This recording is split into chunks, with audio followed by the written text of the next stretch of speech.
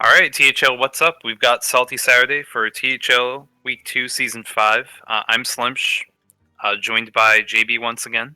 Hey guys, what's up? And we've got C. Parker, aka The Anarchist, who's helping host the stream tonight, and there will be no game sounds, so sorry about that. No GoldenEye, unfortunately. Yeah, no GoldenEye.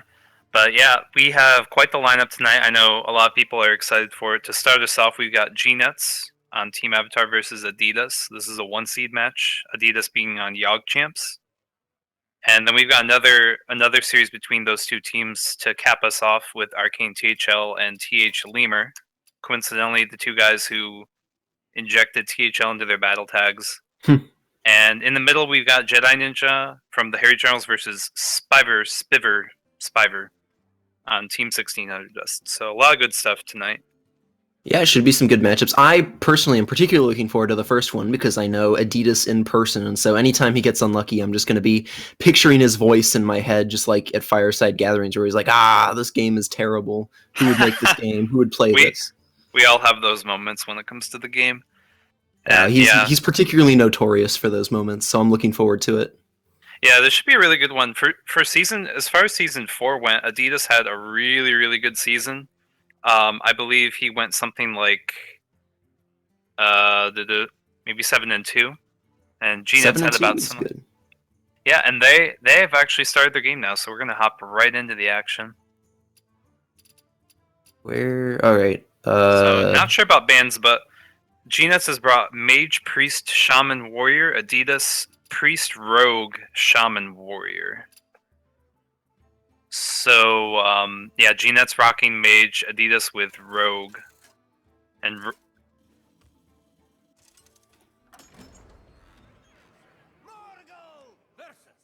Yes, band Priest. Adidas banned Warrior, G-Net's banned Priest, which makes some sense. I think he's looking out for his Reno Mage. Yeah. I would imagine that it's Reno Mage, and I think similar is that Adidas having brought Rogue is banning Warrior, looking out for the potential of Pirate Warrior. Well, Pirate Warrior is really bad, but even on the off chance we see Control Warrior, that's still at higher levels. It's still pretty favored towards the Warrior against Miracle Rogue. Yeah, Control Warrior somewhat favored against Rogan. From what I hear, extremely good versus things like Shaman and aggressive variants of Warrior. So yes, yeah, very. maybe that's more what he's thinking about. Looks like Adidas has, I would think, a Pirate Warrior, and it's a really slow hand. Oh wow, yeah, that is not the hand you're looking for in this matchup, especially when I'm under the impression I don't actually have any solid data for this, but I'm under the impression that it's somewhat favored towards the aggro shaman in this variance, just because you have it looks like it might be mid range because you have the lightning storm there. Mid range for sure. Yeah, and with a lead in like this, and especially where you're going to see the feral spirits on 3, that is going to be a really tough time for Adidas to overcome. Yeah, I would imagine that it's more favored for the mid-range shaman. I think aggro shaman might be better, weirdly, but mid-range shaman has a lot at its disposal, like Jinyu Water Speaker, and also there's Thing from Below eventually. Yes. So I think that maybe if the Pirate Warrior can't close it out by the very early to normal mid game, then it might be too late. Yeah, and even such things as things that you would see in aggro shaman already, but things like the Maelstrom portal can be just so devastating against a Pirate Warrior's board, which a lot of the time has one health, has a lot of 1 health minions, but that can be gotten around with this card, South Sea Captain. Yeah, which you don't always see in Pirate Warriors. It's interesting. He went for the South Sea Captain instead of the Korkron. The Korkron could have been pretty decent to trade into that 2-3. It could have been. I think he might have been a little bit scared of the possibility of Maelstrom Portal. Yeah, and that was playing around it, which makes sense. Now, if Adidas could just get a decently sized weapon, these Corsairs could really run out. Yeah, if he can top deck the 5 attack weapon, then all of a sudden, I mean, you're looking at a pretty decent turn. Oh, but he still continues just drawing the top end of his curve.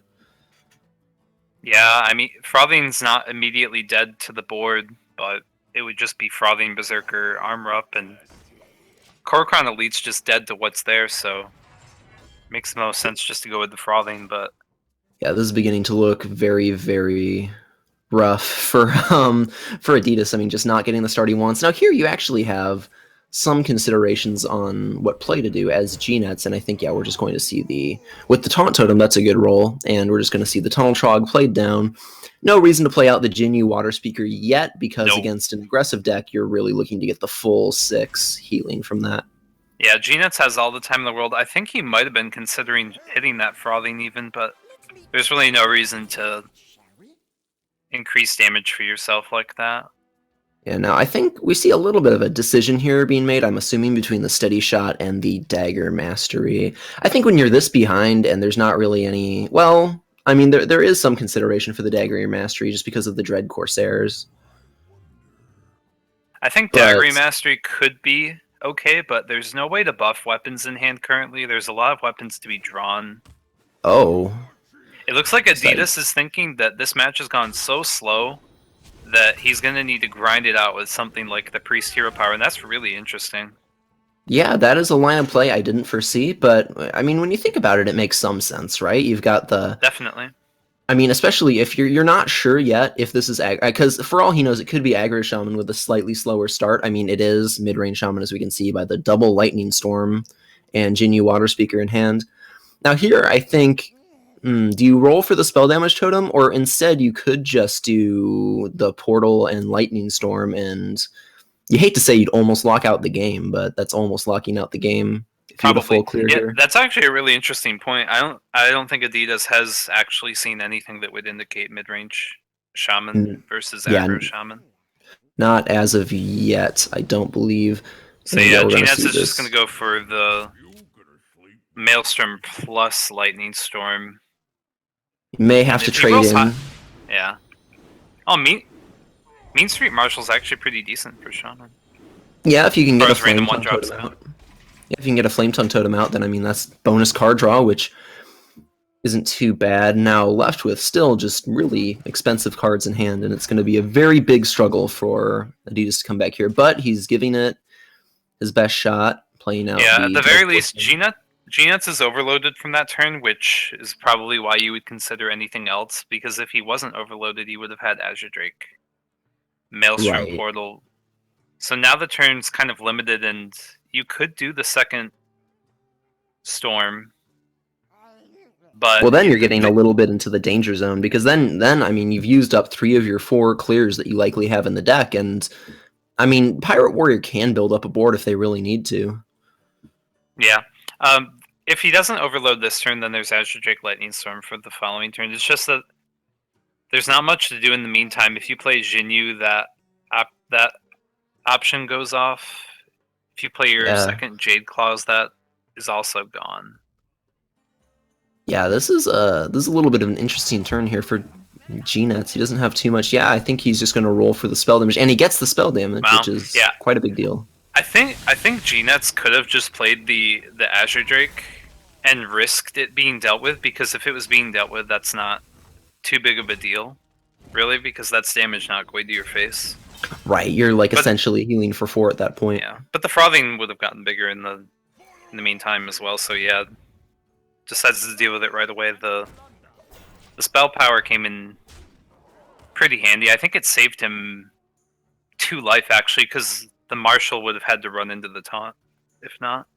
Right, and at this point, we noted the Mean Street Marshal not trading there versus taking. He ended up taking some of the damage to face, but I think G-Nets is thinking, because if you're in a little bit more dire straits, you're probably wanting to take the damage on minions versus yourself. But since it's been such a slow start, and I mean it's turn 9 versus an aggro warrior, and you're still at 22 health, and he has he was lower, but he had the Jinyu Water Speaker in hand. I think he felt perfectly safe doing that. And finally, a low-cost pirate coming into hand, but Adidas is rapidly running out of gas.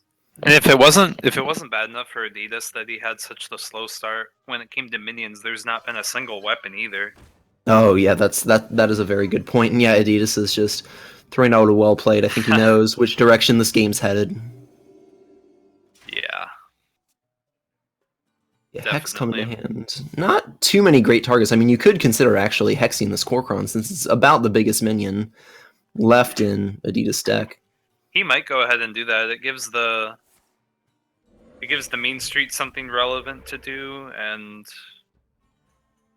although at worst G-Nets can just take a small amount of damage, killing either the small time or the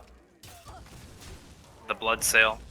But I Right, think it looks G-Nets like- knows that if Adidas had a weapon, then it would have been played by now. G-Nuts just playing very, very passively. Oh, first weapon comes into hand for Adidas. But yeah, G-Nuts knows he doesn't have to do anything other than just keep the board clear, keep himself at reasonable health, and just kind of let the game sort itself out.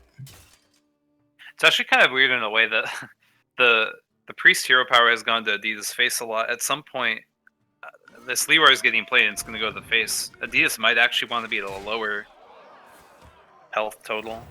Yeah, that's actually a good point, because he really wants the bonus damage from those heroic strikes, or the mortal strikes, and mortal strike is the 4 damage to the attack one, I think. Yeah, so Adidas finds a little burst here, but is in top deck mode. And G-Nets can very easily deal with this. He's got higher and higher chances to get Taunt Totem as well. Is there any way that G-Nets can improve his clock to end the game? Because he'll have to, within a few turns here, it's only giving Adidas more and more time. Yeah, he's looking. Actually, there is an outside chance that if, I mean, this hero power is actually doing some work. I mean, I think Adidas' best chance here is just to not kill any minions ever again in this game. Although, how much damage is he looking at? Interesting. Oh, he's gonna hex his own totem. I was about to say that G-Nuts, he could have played either Aya or Azure Drake before rolling the Maelstrom portal. But just decides to go with the Hex, which turns out to be huge. Yeah, he would be at 1 if it weren't for the Hex. Now let's see. He has access to 11 4, 5, damage 6, on 7, board. 8, 9, 10, 11, So that'll be plus 6 from hand. Oh yeah, it is lethal. But congratulations to Adidas for, despite having a bad hand, kind of making it a little bit closer and playing to his outs very well. Yeah, he got very close. Which is insane. Yeah, with that kind of a start, to even be a little bit close, to not be just totally blown out, is a miracle. But we are going to see Gabriel, or G-Nets rather, take game 1 against Adidas. And so, yeah, that was maybe, Adidas is probably a little bit unhappy about that, but at least it was probably a slightly unfavored matchup anyway. So yeah, at worst, Adidas can just pretend it was a bad matchup and he lost it because of that, not because of RNG, and he can just kind of calm himself down with that. Because if you're going to get bad luck, you want it to be in a matchup where you're already unfavored, right? You don't want it to be in one where you're favored. Yeah, it's true. Yeah, so G-Net still has Mage, still has Priest left. I think he felt really confident in the Shaman surviving the ban stage. I would imagine he feels pretty confident about Mage too.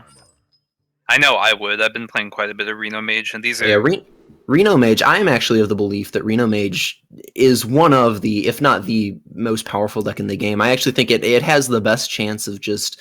It has a good chance against pretty much every deck there is, and isn't really in an auto loss situation versus almost anything. Nope, and well, one of those things that would be fit into the category of auto loss being the Priest has been banned, so... Right, and I mean, Priest is... It's about, I would say, a 60-40 matchup, but there are still ways to win it. But we are going to see Adidas finally getting a good start. He's probably wondering why this didn't happen last game. Yeah, pretty good start. G-Nuts is going to throw out Doomsayer. Now, Doomsayers don't live that often these days, but is this actually... So a Coin Thalnos Spirit Claws gets the job done much better that than... does get it in. Because I was looking at the Coin Lava Burst, and I was thinking that looks so messy, but... Yeah, Jade Claws was 1 damage off, but this gets it done. Yeah, Coin Lava Burst, I mean, if that was what it came to, I think he would just probably let the board die. Yeah. I would imagine. Oh, yeah, for sure. I remember the days when Doomsayers on turn 2 would live, but I think those days are all long the time gone. they'd live. I think those days are long gone. We're going to see the Babbling Book come out, try to... So G-Nuts, Tome. if I had to guess, his Reno Mage build isn't the solely dedicated, like Freeze Mage-esque burst type build with the Cabal Courier. I think it's one that kind of goes in that direction to some extent, but not all in, and still has a few of the more grindy minions in it. Yeah, the Cabal Courier does indicate that, and I mean, I we'll kind of like have to these wait to builds. see. Oh Yeah, my god. they're good. That's a very good draw. I was gonna say if he got that off of a Babbling Book, Adidas would be upset, but even now it's still pretty good. But he does get the card draw. Yeah, I don't know what And GNets was going to do if not for that. Just try and discover some sort of help from the Cabal Courier. yeah, that was certainly lucky. So Adidas is probably a little bit unhappy about that. But now GNets does have options. He's gonna go with the Water Elemental just as a good solid body to put on board. Yep, It good will solid probably body. get dealt with. One that Adidas might want to deal with, and I think that a Jade Lightning makes a good amount of sense. But Yeah, this is Jade just so much Lightning. burn that I mean it. What would happen if 6 Ooh. damage went to face here? Well, one of these minions would have to survive, and there's not enough mana to push out the rest of the damage quite yet. So it'd be pretty bold to start pushing face here. It is, and he's going to actually just ignore this I kind of like that Water because Elemental. Yeah, yeah, it's gonna make the small time and Totem Golem connect for more damage. Actually, maybe there was a thought to save the weapon right. Just to keep for the small damage time. on those small time, since you've already used 2 weapons this interesting. game. Ooh, Gnuts has a golden Kazak is pretty cool. Ooh, that is nice. So he's going for the 5 mana, which a lot of people would argue, including myself, that you actually probably get the best value out of the 5 mana options. You do. In some tight spots against really aggressive decks, even though this is one, you'll opt for the 1 mana to fit in, but that depends on your hand being able to Right. accommodate that. So 5 is pretty good.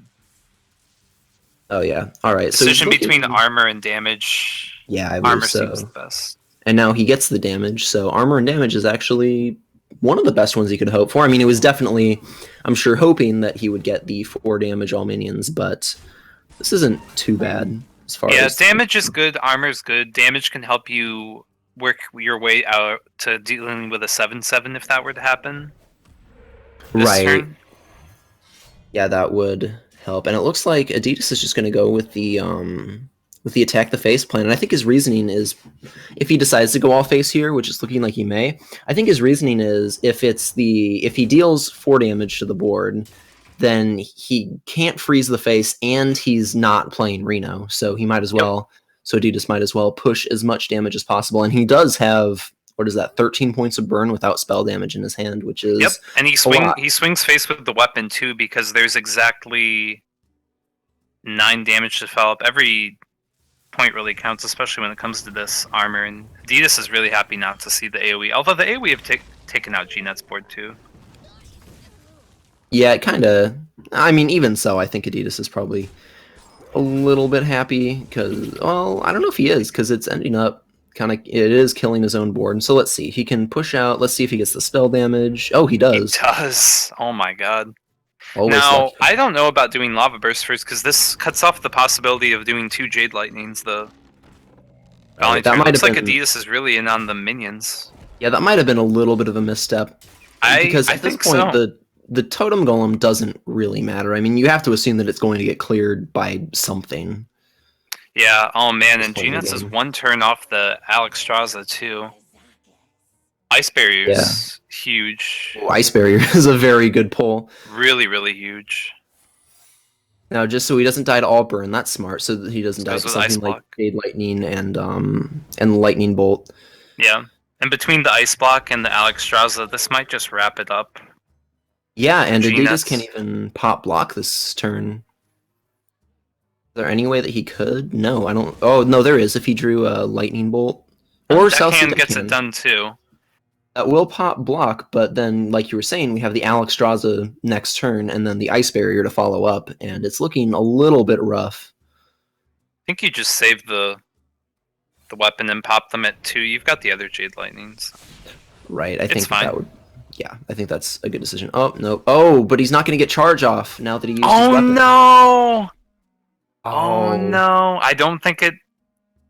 Well, it does matter. I mean, it would be unfortunate for Gnet's to pop back up to 15 health, but 15 health with an Ice Block too. That's just infinite amounts of time compared to what it would have been. Oh, he's not. Oh, he's going to be. This is interesting. Gnet's is going to be use this turn to develop minions versus just developing the Alex. And I mean, why not? Because until your block gets popped, you don't really need to worry about it too much. No, no reason to worry at all.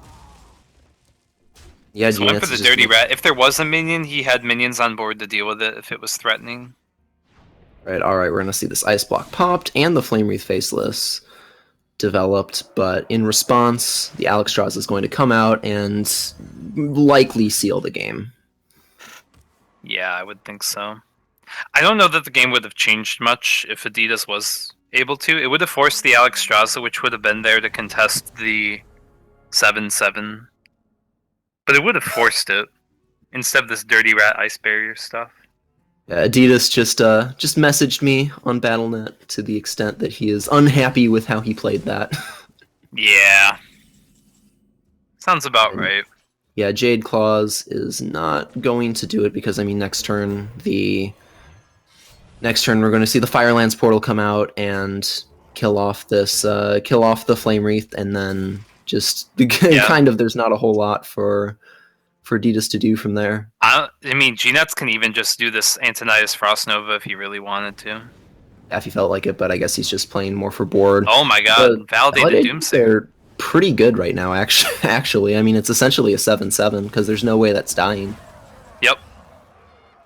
Arrow Spirits, not too good right now, but he's going to play it out. G-Nets is going to have 18 damage. Yeah, Adidas knows that these wolves aren't going to save him. And right there, we see G-Nets take 2 games off of the Shaman. I would say the first one is, or no, 1 game off the Shaman, 1 game off the Warrior. I would say probably the first game that Adidas lost is down to a combination of a bad matchup and just bad draws. But I think that game just kind of came down to a bad matchup. And in both games, of course, very, very good play by G-Nets. Very, very solid play.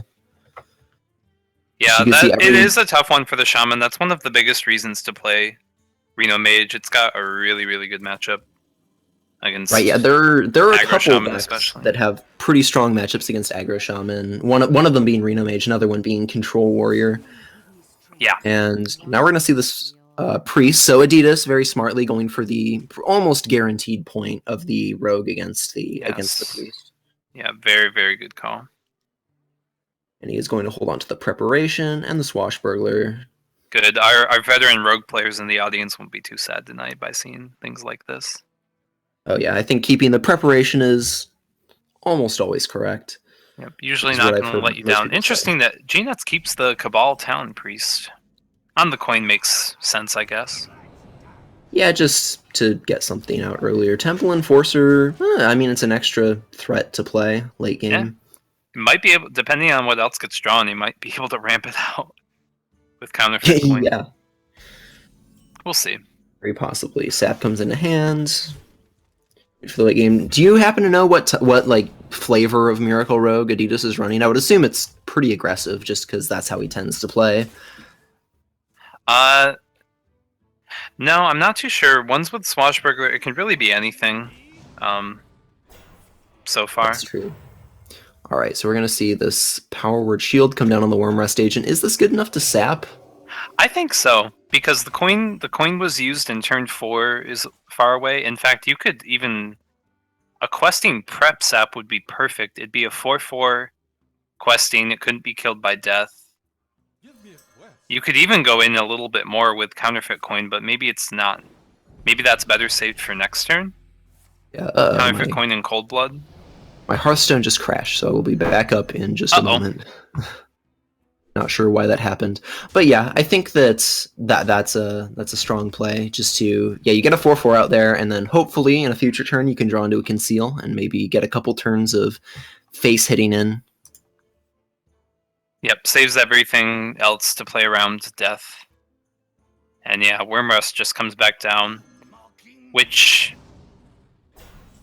Adidas will have to figure out how to get around that the best. Using Cold Blood on a 1/1 to get through doesn't feel too great at all. It doesn't feel too good. You'd really like something to deal with that, like a Backstab SI7, or because a lot of people have been cutting that, even an Eviscerate feels better than, I mean, once you sap it, it's like, okay, it comes back out, and it's still kind of annoying. Yeah. I think it makes sense to trade the questing in, and use the 5/1 because Priest on 4 mana can't really deal with the 5/1, and if the questing gets death now, you're not too sad because it got a trade in. Only 1 damage was missed by doing this. It's not really worth the other way. Right, and Just to get the 1 now, damage. yeah, we see the questing is going to get deathed. And another Cold Blood comes in hand. We could see a So coin 2 Temple off. Enforcer. Yeah, on I think this, Temple 5/1. Enforcer for sure on the small time, because now it's just turn by turn here for Adidas. Since Rogue's such a tempo driven class and he's 1 step ahead, he just needs to think about how he gets around things like Blackwing Corruptor and Holy Nova. Right, and they know he knows his opponent has no ability to play the Dragonfire Potion or clear those. So yeah, this was a pretty one-sided stomp here for Adidas. Even if there was a Dragonfire Potion, if the coin was still held onto, that still wouldn't take out the Temple Enforcer. Yeah, that was just kind of Rogue doing what it does against Priest in most cases. Yeah, I remember way back in the days I remember one of the best ways that Priest could fight against Rogue way back when Miracle Rogue was at its height was holding on to the Alkanai Soul Priest and Circle of Healing for the combo just to kill a Concealed Auctioneer. And now I think the equivalent of that is likely to just kind of hold on to Dragonfire Potion and hope for the best. But I mean, at this point, that feels really slow though. Against, I mean, like you saw there, sometimes they just get the opening where they'll kill you before turn 6 when you'd be able to do that. They can certainly do that. All right, so we see the Pirate Warrior coming out once again. This time a much better hand. Very cool. Yeah, he keeps it all, and it's cool to see from G-Nuts he's got a Potion of Madness included in the Dragon Priest, which is not always the case. It looks like G-Nuts between that and the Ooze prepared the Priest really well to be slightly better against the Shaman and Warrior type decks.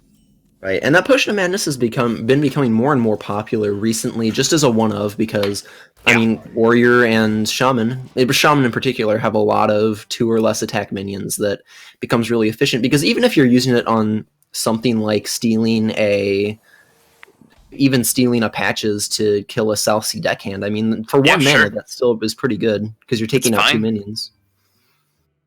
Yeah. All right, so some options here. Are we likely to see the Fiery War Axe coin Dread Corsair? That seems like the most likely line of play. Fiery War Axe coin Dread Corsair. I mean, yeah, that seems like a lot of pressure very fast. Yeah, and then the alternative I would say is coining out maybe South Sea Captain or Frothing Berserker. I think Frothing Berserker is best on a turn where you're actively hitting things and making it bigger. Yeah, I would agree there. He could also save the coin. It might be looking like he's going to do. Yeah. Yeah. Just starts getting rid of this weapon, which makes sense given the first mate. Right, and unfortunately, the Ooze is going to come down, and Adidas is probably a little bit sad that he didn't coin out the Dread Corsair. There are 2 South Sea Captains. That's very interesting, actually. I haven't seen that variation very much at all. All right, I'd heard tell of a slightly more minion-focused Pirate Warrior, but I guess this is it with the double South Sea Captain. I wonder... Adidas could have squeezed out 3 more damage there just by coining out the N'Zoth's first mate. That seems like a pretty good deal. I'm not sure what's so important about the coin now for Adidas. Maybe, I'm not sure what his thinking was exactly there. The second South Sea Captain helping out a lot. Having 2 4/4s or 2 4-tech minions down is always good, and he's about to have 3. The small-time Buccaneer with no weapon is a 3/4 thanks to these 2. That's insane. Oh wow, yeah, that's true. Although one's about to go, I would imagine, from Blackwing Corruptor. Seems pretty straightforward. Yeah, Blackwing Corruptor will take care of this, and in response, there's no really super... Well, I was about to say there's no super clean way to kill it, but now there is. Yeah, this is great, and now the Dread Corsair fits in nicely. And it's a 4/4, which is Push even better. 7. This just... Okay, Adidas seems like Adidas is thinking about Dragonfire Potion. Yeah, he's playing very, very hard around Dragonfire Potion, which, I mean, I can see that. I think that's fine, but it might be hurting his chance of winning, because all of a sudden there's a taunt and a couple more card draw minions, 2 Dread Corsairs.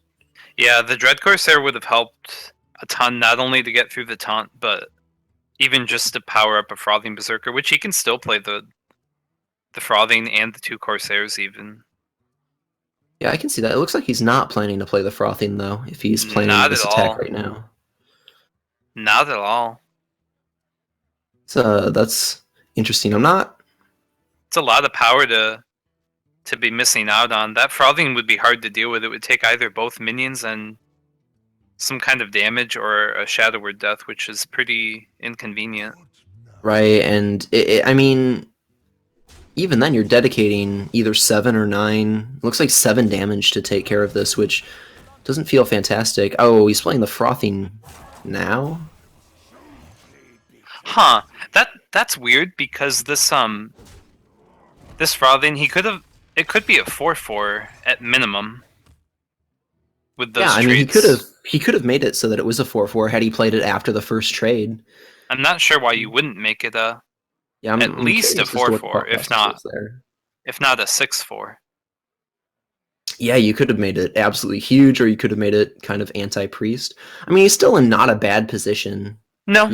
Even so, because I mean, the Frothing does play around Holy Nova pretty well. The Twilight Guardian's going to come out and eat the... Because, yeah, had you played it out as a... It could have even just gotten Not Shadow Word 6/4. Paint here, like Guardian Shadow Word Paint. Oh, this Bash. is the Bash build. Oh my god, this one's built better for aggressive mirrors. That's interesting. Oh, I have never seen this this variation before. And wow, if that Frothing Berserker was even the minimum 4/4, Adidas would have just had lethal here. Oh, and if he would have traded in lethal. his two minions instead of using one of the bashes on the minion, he would have had lethal. Oh yeah, that's true because this 3 damage could have been an extra 2 damage. The bash was only going to be the 3 through the taunt and the 1 extra buff to Frothing. Right, he could have had lethal this turn. I think that Adidas might be a little bit tilted because these are pretty uncharacteristic misplays of him. Yeah, So I think he might be a little bit tilted from previous games. I don't know that it matters though. Yeah, I think that might just be it. These Holy Novas can't do it. I don't think there's any way at all. I think the way to do it at this point would have to be healing the minion to draw, but then you're leaving that on the board. I was He's just gonna Drake for the death. That's the way to do it.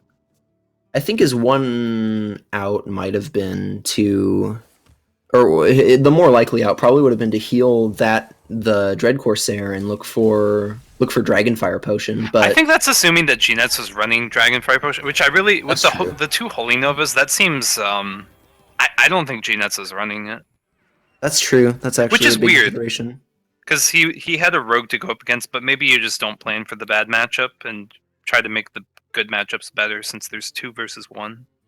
Now, I didn't believe it at first, but this Aggro Shaman, according to Vicious Syndicate, has the what they say is that the Aggro Shaman is slightly favored against this aggro, or against this Dragon Priest, not by a lot, but a little bit. Yeah, a lot of the Aggro Shaman's early minions, just with a Flame Tongue, are really easily able to trade. It doesn't have to be so much about face. Of course, he'll never complain too much about that. Yeah, we see the Lightning Bolt held just to take care of any early Wyrmrest agents or Northshire Clerics, which we see one of them going to come out this turn. Now, if you're Gnetz, I mean, I think that's probably a good choice, but was there any consideration to waiting till turn 2 and then playing that down along with playing down the Northshire along with a Power Word Shield? I think he wanted it immediately so that he could trade with maybe a Patches or a South Sea Deckhand or something. Yeah, that makes sense.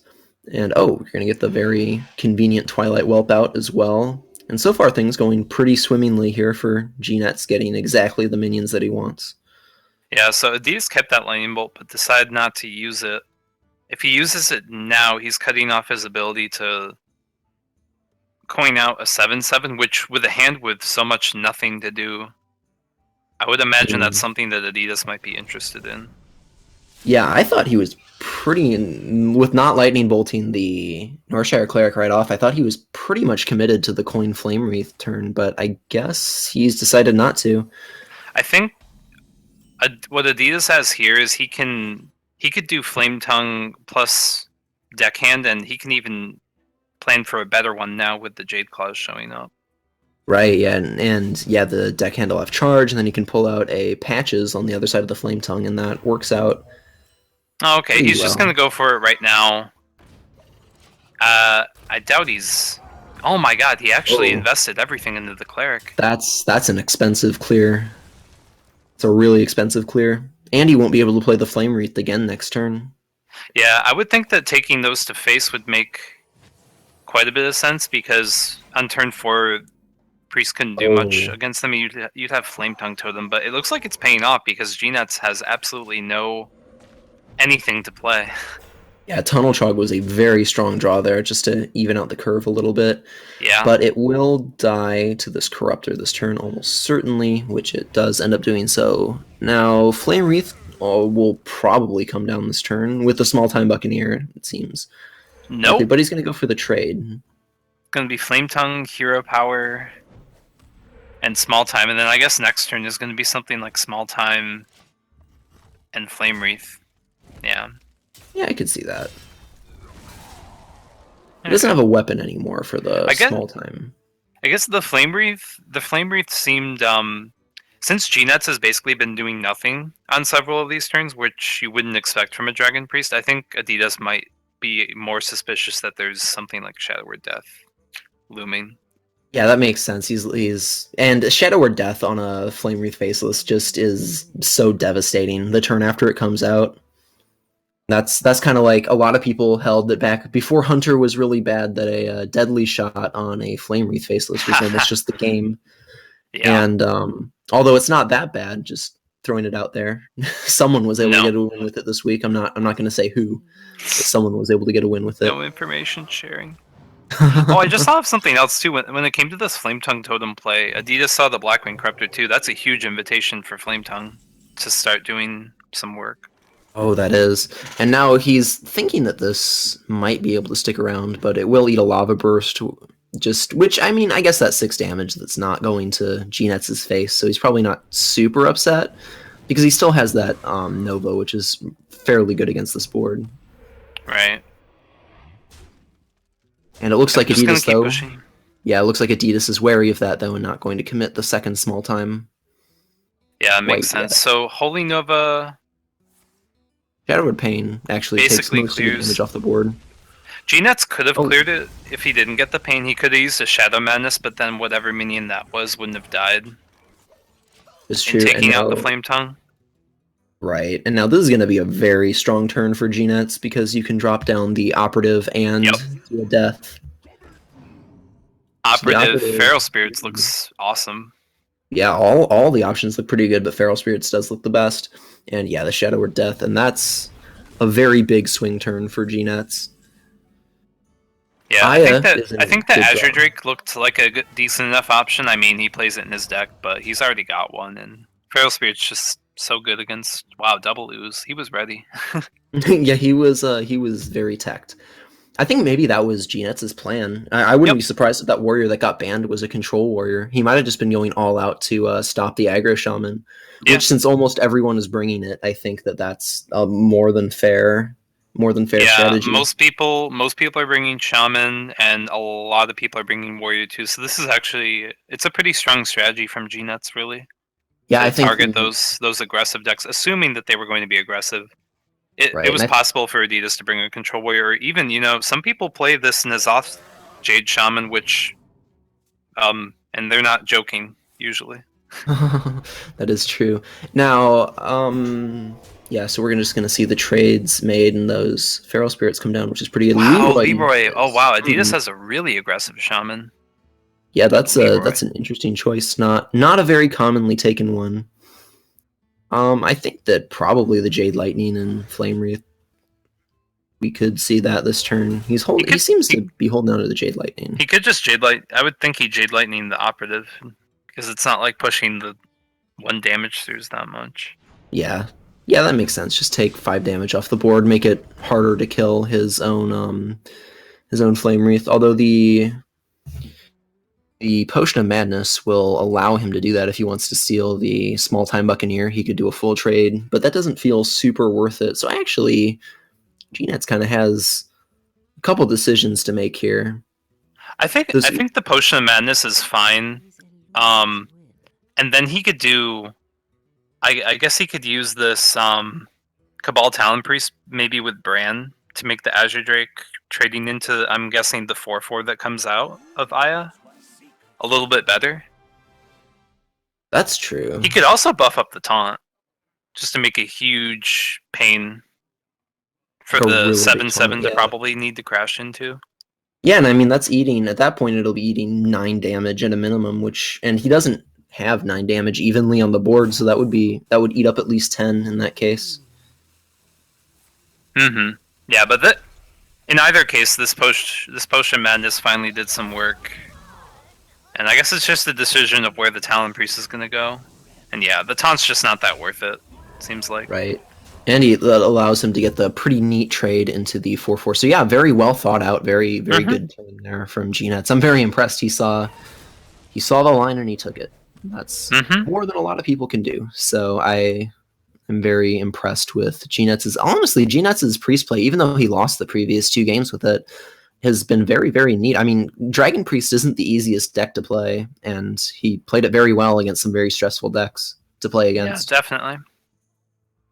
So yeah, that Bran, it's so funny that it's just a 3-drop and it's just a 2/4, yeah, but it's just a 3-mana 2/4, Bran, which on any other card would not really mean a whole lot, but it's so dangerous. I mean, it's just one of those cards that it's like Fandral. As soon as it comes out, it has to just die. I mean, you can't let it live. Well, GNets with the really good poker hand now. Looks like he's just, yeah, he can't wait on them, and Adidas is going to be thrilled about that now. Yeah, he's pretty happy to see both those ooze come out, and he might be considering just throwing out his 2. Well, they wouldn't be taunts now, but I mean that's only 2 damage, and you're losing taunt for future, so probably not. I think he can wait on these. There's probably enough dragons left in the deck. I think we've seen Operative, Azure Drake. I think we've seen 2 and Drakes. a Twilight Guardian. Yeah, 2 Drakes and a Twilight Guardian and Operative. So there's probably, I mean, we know that there's a Chillmaw there at least, and probably another Operative, and probably at least 1 of the Bookworms. So yeah. Let's see. Lava Burst comes out. That's actually, he's assembling quite a bit of damage here. He's got 11 plus 7 on the board. Spell damage totem could really amp up the damage coming out here. I think Adidas, having rolled the healing totem and taking out the high priority Bran last turn made sense, but this turn now it's just all damage. And yeah, Spirit Claws goes too. I think Adidas has really been holding out for a spell damage totem, especially to help keep trading, but yeah, this is no more. A surprisingly close game. It looked like GNets was just going to run away with it, and he might still, though. That dragon draw is pretty huge because that puts down 2 taunts now, and that shuts down Leroy. And yeah, we're going to see these 2 trade into the Flame Wreath, so that might lock out the game. But again, congratulations. Yeah, Leroy's completely shut off, and I don't even know if there's any reason to be trading with the 1/1 other than preventing a higher roll for spell damage. But then at that point, you've seen Adidas has played a Jade Lightning and a Lightning Bolt, and even 1 Lava Burst before. So really, I don't think there's any world where Adidas kills you over the top. He would need. No, I don't think there's any burn, because with 2 Jade Lightnings down, there'd only be Lava Burst, Lightning Bolt. Right, and you would be setting up lethal for yourself next turn. Yeah, so definitely. I think that it would probably be worth it. Just ignore the 1/1. Yeah. Plus, you're healing yourself up to 14. Yeah, I think that's fine. Well, he does decide to make the trade just to be safe, just to make sure that nothing untoward happens. No unseen combination of cards just ends his life. All right, Feral Spirits, not too great to have. I mean, at this point, I think Adidas is looking for damage and damage only. Lava Burst. Oh, Lava Burst going into the Azure Drake. That alone might spell the end right there.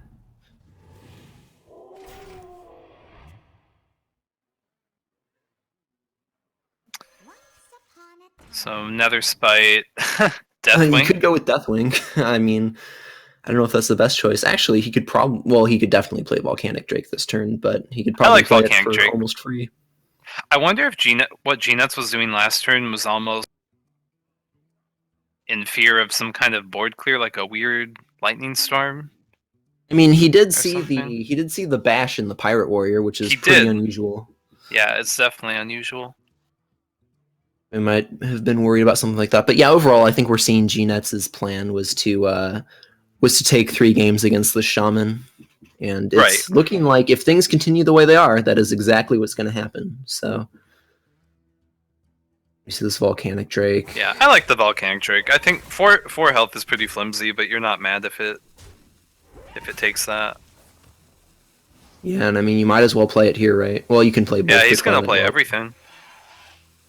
And that puts up a very impressive looking board. Now we see It's funny how the- Tekton Elemental Destruction. Haha. It's funny how this 6/4 Volcanic Drake for 4 mana is only slightly better than I think it's the Greasy Worgen or something. The 4 mana 6/3 from the new set. Oh yeah, the Greaser Worgen or something like that. Yeah, it's slightly better. That is true. And Yeah, yeah, so I think Adidas can clear that Adidas- 2/2, but he's dead no matter what. So Yeah, and that is going to wrap up our first series of the night. Despite a pretty good comeback, Gnets will take it over Adidas 3-2, and just kind of looked like he was picking on that aggro shaman quite a bit.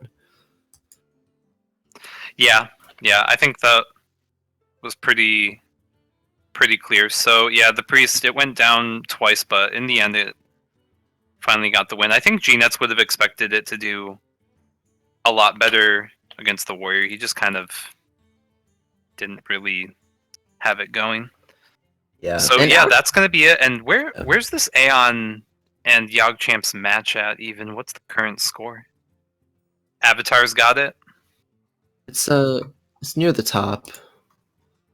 So Yes, Team Avatar was ahead Champs. 4 or no, Team Avatar was down 4-6, but now they're up 8.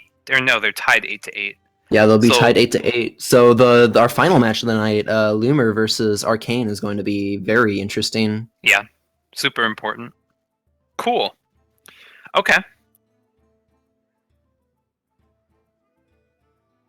Oh, very interesting. So All right. yeah, we got Jedi Ninja and Spyver up next, and they've both banned each other's mage, which is extremely interesting. It's a class that does get banned in THL, but not all that often compared to the slew of shamans which they both brought. Yeah, I mean, Jen- I think it was what, out of 100 players, 91 brought Shaman this week. That's Yep. that's pretty impressive. Yeah, so Jedi has Rogue Shaman Warrior. Spyver has Priest Shaman Warrior, so kind of similar stuff. Jedi does have the Rogue, which it can struggle against aggressive Shaman and Warrior. I think more so against Warrior than Shaman. So Jedi's gonna hope to avoid the Warrior like the plague with it, and really hope to land the Priest if he could. Right, yeah, Rogue versus Priest, like we were saying, is just one of those matchups that you're praying for. And I think the double mage ban is interesting. Not too surprising, I guess, because like I was saying before, I mean, just Mage's consistency is absolutely ridiculous. Like it just doesn't have bad matchups really, and it outside of maybe Dragon Priest, it just doesn't really have bad matchups, and it can find a way to beat almost anyone. So it's not that surprising. I think for Jedi it makes tons of sense. Rogue, Shaman, Warrior, these are all things I would not want to queue into Reno Mage. Things I'd want to queue into Reno Mage would be Priest, maybe the Mirror, if anything, and maybe Jade Druid, which not many people are bringing Jade Druid. So yeah, and I just checked the scores, and the Harry Giles are up slightly against Team 1600 Dust, 8-6. So this win for Jedi would mean a ton, and vice versa for Spyver, it would be a big deal too. So Jedi's got a tempo rogue, it looks like, Ooh. and this is very interesting. So this looks like him trying to improve his matchup against the more aggressive decks by basically fighting fire with fire. I kind of like that, because I think a questing rogue would be fine. It could have the ability to blow out a big early win against aggressive decks, but this might just be more consistent. With the Undercity Valiant, this is looking my like God. an arena rogue deck. This is cool. I'm interested to see how this goes. We're seeing the decision to pass versus playing out the South Sea deckhand just for a little bit of tempo, because it's, if you're running the South Sea deckhand as Jedi Ninja, I'm just assuming that you're playing patches. And also, I didn't notice, but unfortunately for Spiver, is it Spiver? We'll say Spiver. All right, Spiver. He's got the patches in hand, which is a little bit unfortunate. Yeah, very unfortunate. Yeah, I think Jedi's keeping this deckhand to guarantee the charge, which would be really good against small time Buccaneer, but he can just go with the backstab and just dagger up. Oh, And then or he Jedi's can going to use have the an Undercity amazing Valiant. turn. Oh, look at that, Undercity Valiant. Already getting value. I would have liked to see him do the dagger, because then he could have done deckhand Undercity Valiant the next turn, had the charging deckhand, patches, and Undercity Valiant. Between all of those, you'd be dealing with anything.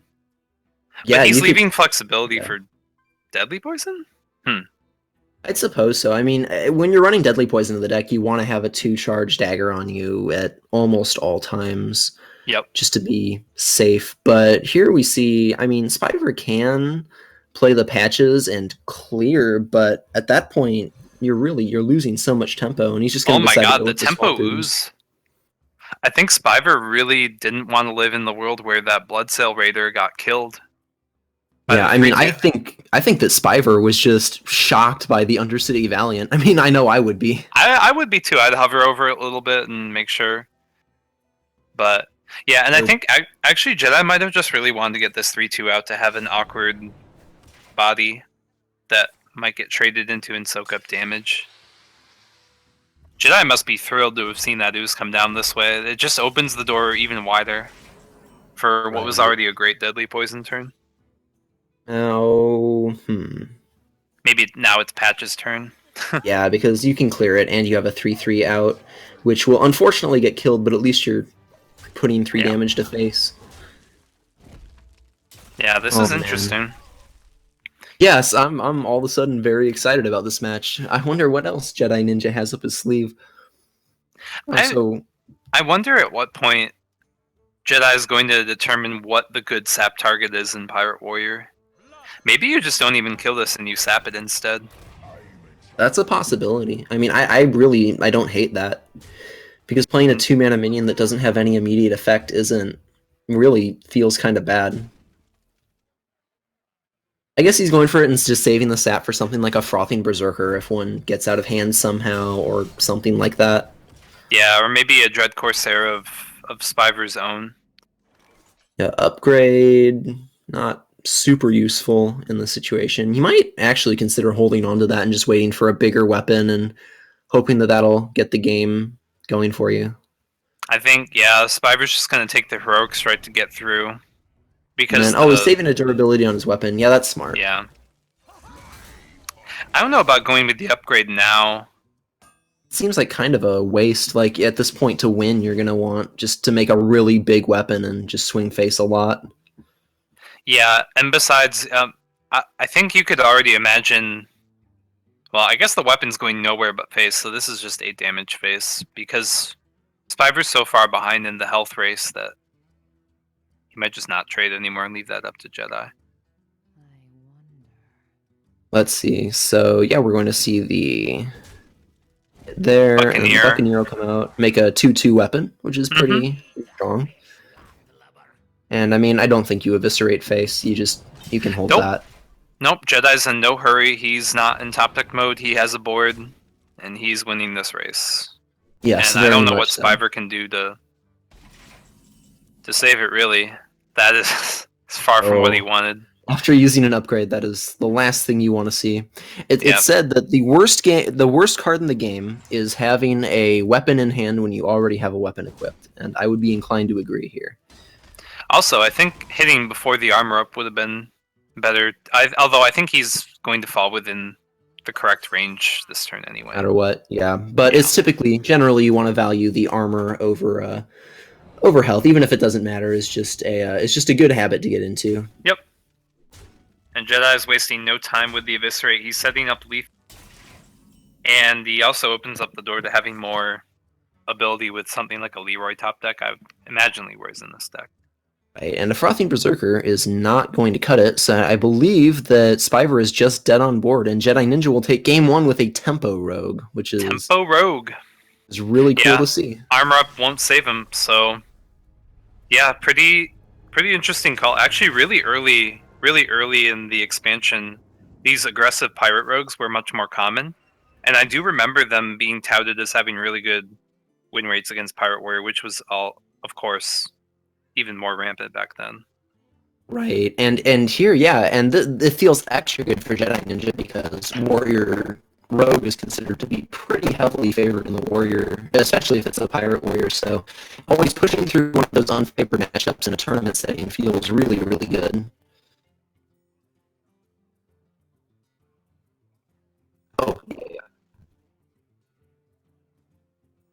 Alright, JB ran to a little Jacksox there, if anyone's familiar with what his mic does in Discord, so I think he's going to disconnect quick and come back. Not sure if that went through to the stream or just within Discord. It's usually a Discord issue. Yeah, so Jedi takes the first game, and now queues up Shaman back into the Warrior again. Oh, of course. Alright, sorry about that. Oh, that's okay. Did it sound better now? No, I wonder if maybe just not even disconnecting, but like unplugging, replugging headphones, or if they're wireless charging them or something.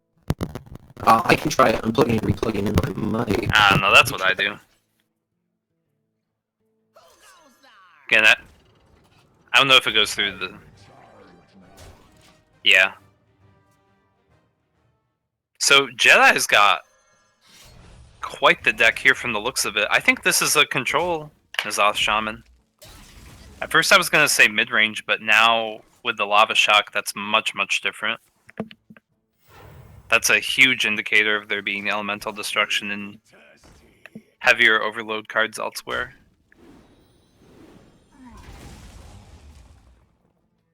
Yep, Halazeel the Ascended, wow. I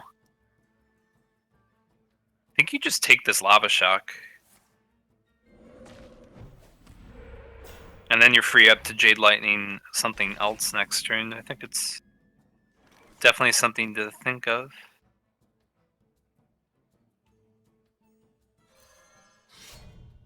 But no, just goes with the Totem for now. Plans to commit to the Jade Lightning, which is kind of going to bite him a little bit.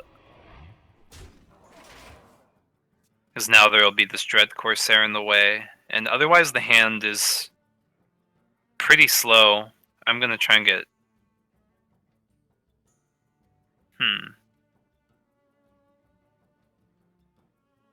Still no JB.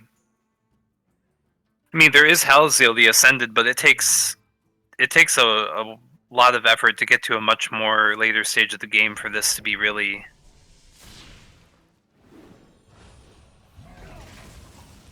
I've completely lost my train of thought because I went and looked at a Discord conversation. I'm trying to keep an eye out for when JB's going to come back. I'm going to drag him back in now.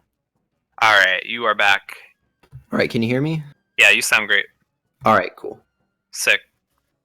Okay, so I haven't missed too much. There was just the one turn where Jedi could have dealt with Frothing with the weapon and Lava Shock, but opted to just Hero Power and commit to that Jade Lightning. I would have liked to see the Frothing get dealt with immediately, personally. I think it would have saved them a lot of pain. Lightning Storm.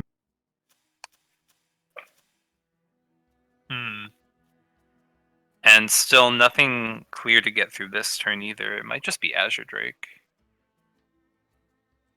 I think Jedi's best bet will just be milking this Halazeel, or maybe finding his way to a Jinyu Water Speaker, maybe Healing Wave. I don't know. I think... Right, yeah, having that Halazeel in hand just gives you so much more flexibility on how you can use your health.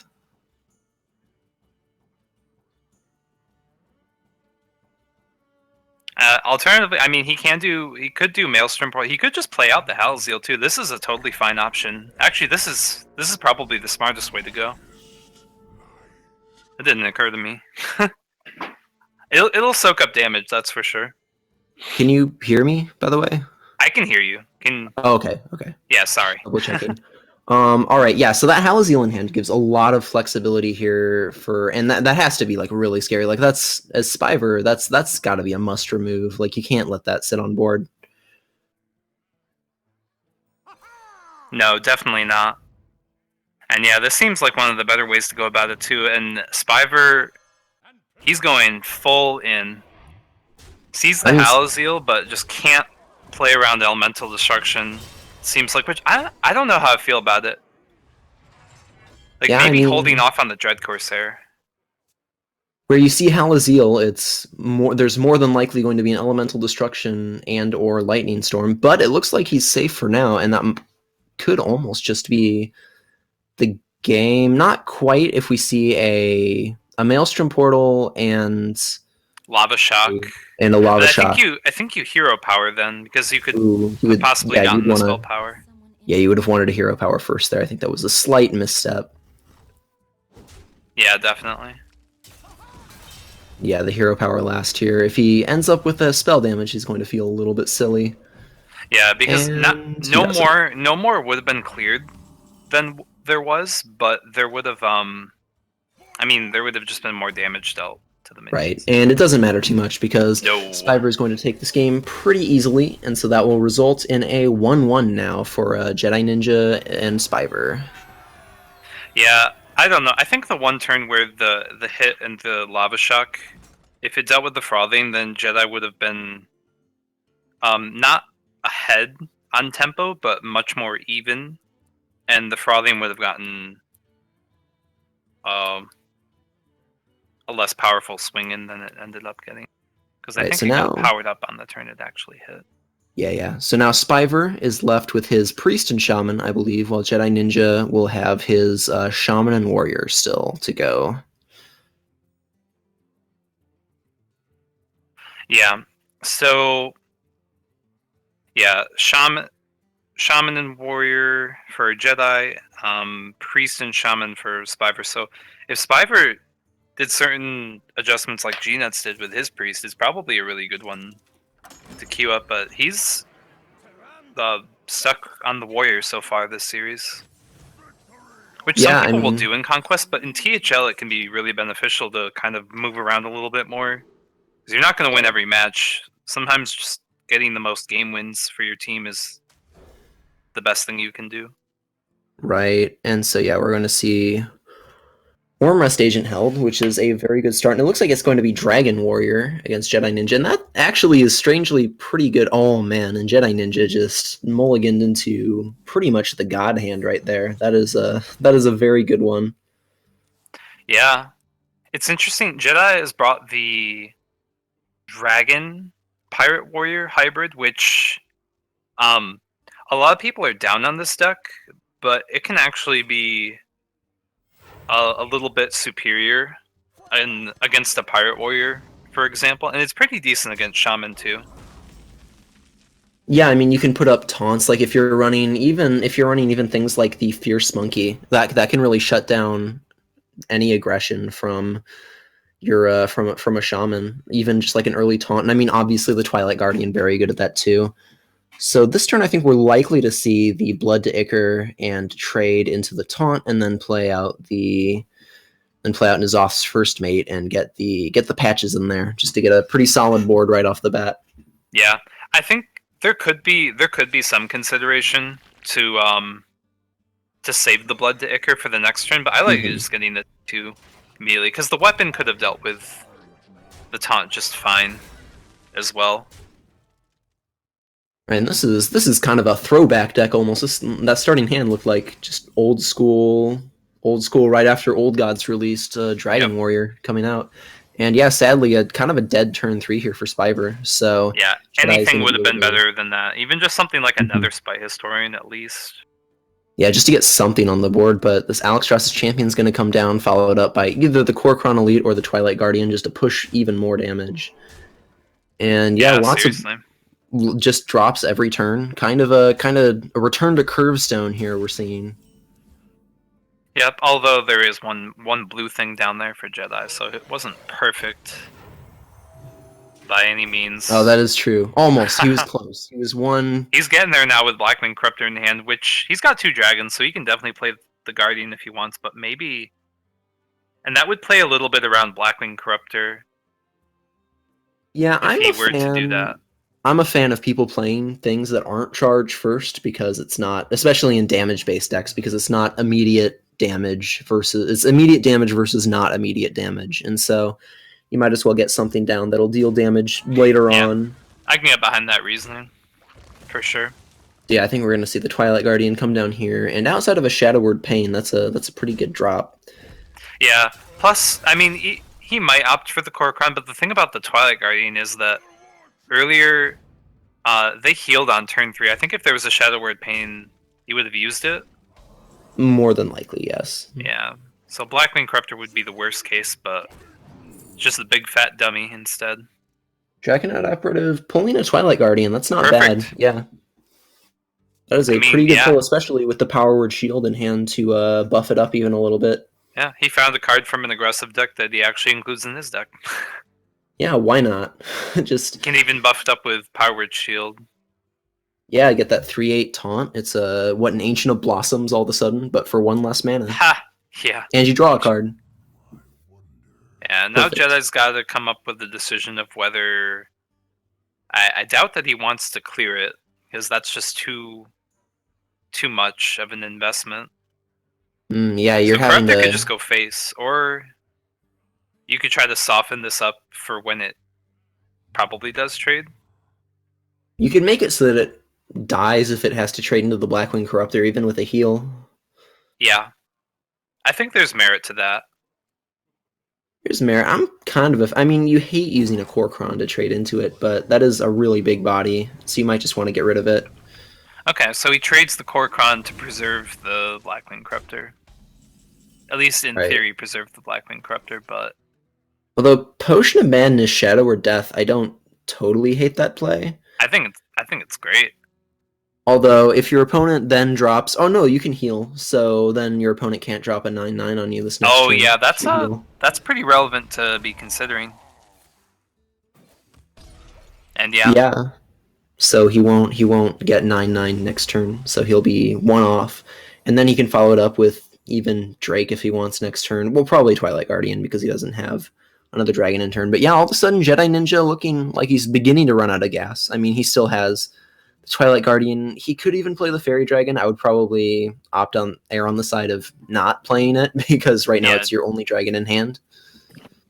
Just have your only dragon. It does put more pressure down, which you can get behind too, and this extra power might be needed to help make Frothing big. Yeah, that is true, just to get something out there. So Twilight Guardian coming out. Jedi Ninja will probably be a little dismayed to see that was made by Draconid Operative. Yeah, it's always a special sort of sadness when the Operative screws you over. Right, when it's your own card. Twilight, well, is a consideration, but I think he values the healing more just to stay above that all-important 15 health threshold. Yeah, definitely. And unfortunately, there's no way for Jedi Ninja to clear this 3/8 this turn, so that's really a big roadblock in the way. No, I mean, he can play out some of his hands, like the Frothing and the First Mate. Yeah, but you want to keep that dragon in hand, I think. It's just not doing much. You could play it and the Frothing Berserker. Well, it's not doing much until then you draw a Blackwing Corruptor and then you can't use it and you're feeling really bad about life. Yeah, all the Twilight Guardian helps you do is get through the Guardian, because then you'll have exactly enough on the board to do it. It is a fair consideration. I think we'll definitely see the Frothing come out. No Frothing's question. going to be a huge... If this game gets won, it's due to Frothing.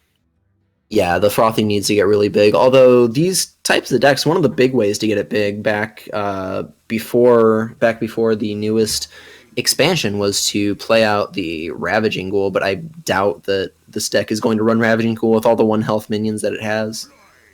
And yeah, it looks like Jedi Ninja is going to hold on to that Twilight Guardian and just opt to not attack with anything. Oh no, he's going to attack with his face. That's... Yeah, just soften it up this way, power up the Berserker, and he saves the dragon. All right, so we're gonna see a Warm Rust agent come in hand. Probably. Is this good enough to ooze? It might be. Oh, the Cabal Talon Priest could make this taunt even bigger.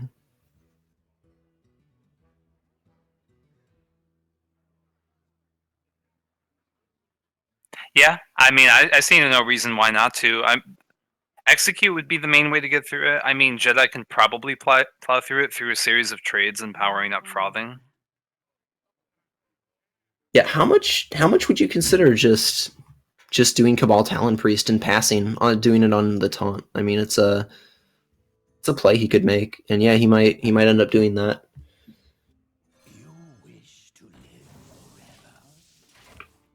Yep, just powers it up, gets more minions down on board. Doesn't go with the heal, which I can get behind because more bodies is probably going to end up helping.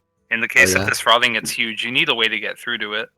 And so what we're seeing right here is kind of the downside of this Dragon Priest versus the old or the Dragon Warrior versus the old Dragon Warrior and even like Pirate Warrior now is that you don't have nearly as fast a start as Pirate Warrior. And then if unless you draw, I think your only late game really are the Draconid Crushers. You don't run like some decks would run Malkarok and even Deathwing and some other late game, but you really aren't running any sort of late game as this Dragon Warrior. So now when you're drawing stuff like Small Time Buccaneer, I mean that just kind of feels like a dead draw at this point in the game. Yeah, definitely. Like these are things that were supposed to snowball from the beginning, and this is definitely not one of the Dragon Warriors, which has a lot more late game, like the Rags, the Groms, the Curators type deals. Right, and I mean, while you can clear this, it's just is really quite expensive. Actually, I think okay, it's all in the name of protecting frothing. yeah, I think you just need to keep that frothing alive. But if something comes up here like a Holy Nova, yeah, it's a huge gamble to even suppose that this frothing can live, but it's totally possible. ooh, If there's no I Holy mean, Nova and no Blackwing Corruptor #2, it's just not happening. so far it's looking like it might live. This Deathwing might not be the worst choice. The 12/1 frothing that could, yeah, it's not bad at all. I mean, turn 10's next turn, and this frothing it's clearly not getting dealt with. In fact, yeah, I mean, if that Guardian gets hit, it's only powering up the frothing more. Right, so you can't even And hit Wormrest that. Agent's a similar story too. If that gets plowed through, that's just potentially 4 extra damage. Yeah, On the that'll just frothing. be. I think it's game no matter how you slice it here. Yeah, Well, because what happens if so if the Talent Priest kills the Guardian, the frothing goes up to 14, and Jedi and then even if he has heals, 20 damage. yeah, so it'd still Available. be exactly lethal. Now, Wormrust in this case, if he plays the Worm Rust agent and he kills that, then the frothing will be at 14, then 15, 16, 17, 18, 19. So this is the only way where he lives past this turn because this way will be one Jedi Ninja will be one damage off No, lethal. he's still dead though. Because if the small time and the weapon go through, that frothing goes up to 17. Jedi's got 1 damage over. 17, 18. Oh, right, because he can't heal this way. Okay, yeah. Yeah. I was taking into account that he had healed. Yeah, okay, that'll be 1 damage over. All right, Yeah, well, there was Jedi actually Ninja. no way for Spyber to survive. Wow, that frothing carried the game. Yeah, yeah, and Jedi Ninja really impressive play there that game from Jedi Ninja, just kind of recognizing his back was to the wall and just recognizing that his only way to win the game, like we were saying, was that was that frothing and just keeping it really well protected. And yeah, I mean, hats off to both players. We've seen some really high quality play from all the players we've seen tonight. I was just thinking, I remember last week we saw maybe some slightly questionable plays, but very high level play from all these guys. Mm-hmm. Right. All right, so Spiver will go up, or will go down rather, 1-2 in this series now, and Jedi Ninja will come out with his kind of interesting elemental destruction. He's got it's not Reno because he has two of those healing minions, but yeah, so this is going to be an interesting matchup. I actually haven't seen this one happen too often. What are your thoughts here? I would think that the Jade Control Shaman should be good, but I mean, the Dragon Priest has been pretty famous for giving them trouble, just by squeezing out so much from the various Discover cards when given the time. Sure. Oh, and you saw the correct. We saw a slight misplay there on Spiver's part because the correct is to he's not playing Anduin, but He's if you're not playing Anduin. yeah, the correct play is to heal your opponent's face and then say the light shall burn you. But we did see proper etiquette on Jedi Ninja's side by thanking for the face heal. So that's you always want to be polite, like above all else in this game. So thanking for the face heal was very important there. So not a lot to do for either of these guys. Spiver doesn't have any dragons in hand, which is very important. Yeah, definitely. 2 Shadow Word Pains, which are bound. Well, normally they do a ton of work, but this is a type of shaman that doesn't run Tunnel Chug or Totem Golem. Yeah, so here, I mean, probably just Wormrest Agent, and you'll want to get rid of that spell damage totem ASAP. Yeah, definitely Wormrest Agent. Yeah, probably Draconoid Operative next turn. I don't think you'll go the length to save it for Bran or anything crazy like that. Just get the 5/6 down and try to at least make the shaman sweat a little bit. Yeah, well, I would probably hold on to it unless he top decks another dragon right here. Yeah, you that's really fair. want to get value off it. Blackwing Corruptor might just be the best play anyway, especially if this thing from below is what Jedi does, which I wouldn't be too surprised by. It's pretty reasonable. Yeah, we might see the hero power coin into the thing from below. Oh no, we're just going to see Jade Claws. Jade Claws, and then next turn he can just hero power thing from below too. Just take it really, really, really slow. Right, and then the turn after he has Aya. So yeah, that seems pretty reasonable. Yeah, the Jade Claws is good because it's going to make the Aya be so much better. Right, and now Blackwing Corruptor will be able to assist in just clearing off this board completely, which is, I think, what we're going to see from Spiver. Yeah, on the other hand, there is a chance to squeeze in the Cleric, but I think there will be ability to do that next turn. Okay, he's not interested in trading at all. Yeah, he's just pushing some damage to face. I think he recognizes that since this is a slower shaman, it's almost certainly going to have things like healing waves and Jinyu water speakers and things like that just to heal up. So he's going to try to push in all the damage he can. Elemental Destruction being considered for this turn, probably followed up by a coin into Lava Shock. I would imagine. It better be. Yeah, because it's now or never. Yeah, or else you kill your next turn. But yeah, so then we'll be able to see Aya come out next turn, and then that's Sylvanas. Sylvanas gives Dragon Priest a ton of trouble. I never really liked Entomb and Dragon Priest, and they can't really fit it these days. So Sylvanas finally gives Priest trouble again. That Twilight Well, big draw here. Ooh, Harrison Jones is an interesting. I think Harrison Jones is pretty good. I mean, Elemental Destruction is a good card, but it's way better when you're playing Lava Shock. Right, and Harrison Jones, that's an interesting inclusion in Jedi Ninja's deck just to begin with. A lot of people think it's too slow. We see the N'Zoth, which isn't too surprising after having seen the Sylvanas and the Aya. So we do see, Draken and Crusher just as kind of a body That's there. Interesting. Yeah, just to get something on board, I would assume. Yeah. I would think you want to guarantee the draw. Yeah, that's a good point. So he doesn't really have any way to deal with this. Yeah, the weapon, killing the weapon here would be good. Now, do you deal with the Sylvanas yourself? Because if you do play Harrison, you're setting yourself up for Jedi to make the choice and possibly steal the operative. Whereas if you hit with the cleric first and then trade with the operative, you're giving yourself a bit of a better situation. Oh, well, that's Wormrest Agent will kind of solve the problem. Yeah, it fails it out at least for now. Priest of the Feast is something we've been seeing phased out of Dragon Priest recently, so it's a little bit interesting to see it come into hand here for Spider. Yeah, we saw the Potion of Madness, so it kind of makes a little sense of an inclusion. I'd be surprised if there's 2 of them, but...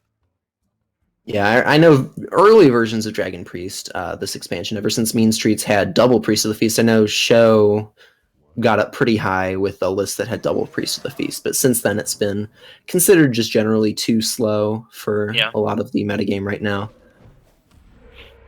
Well, holding on to these things from below will finally pay off at some point. They sure are cheap. Yeah, I think he's looking for just to have a turn where he can just drop both of them. Although, and when he does, Yeah, his when he Dragonfire Potion does, is that going to be right there. yep.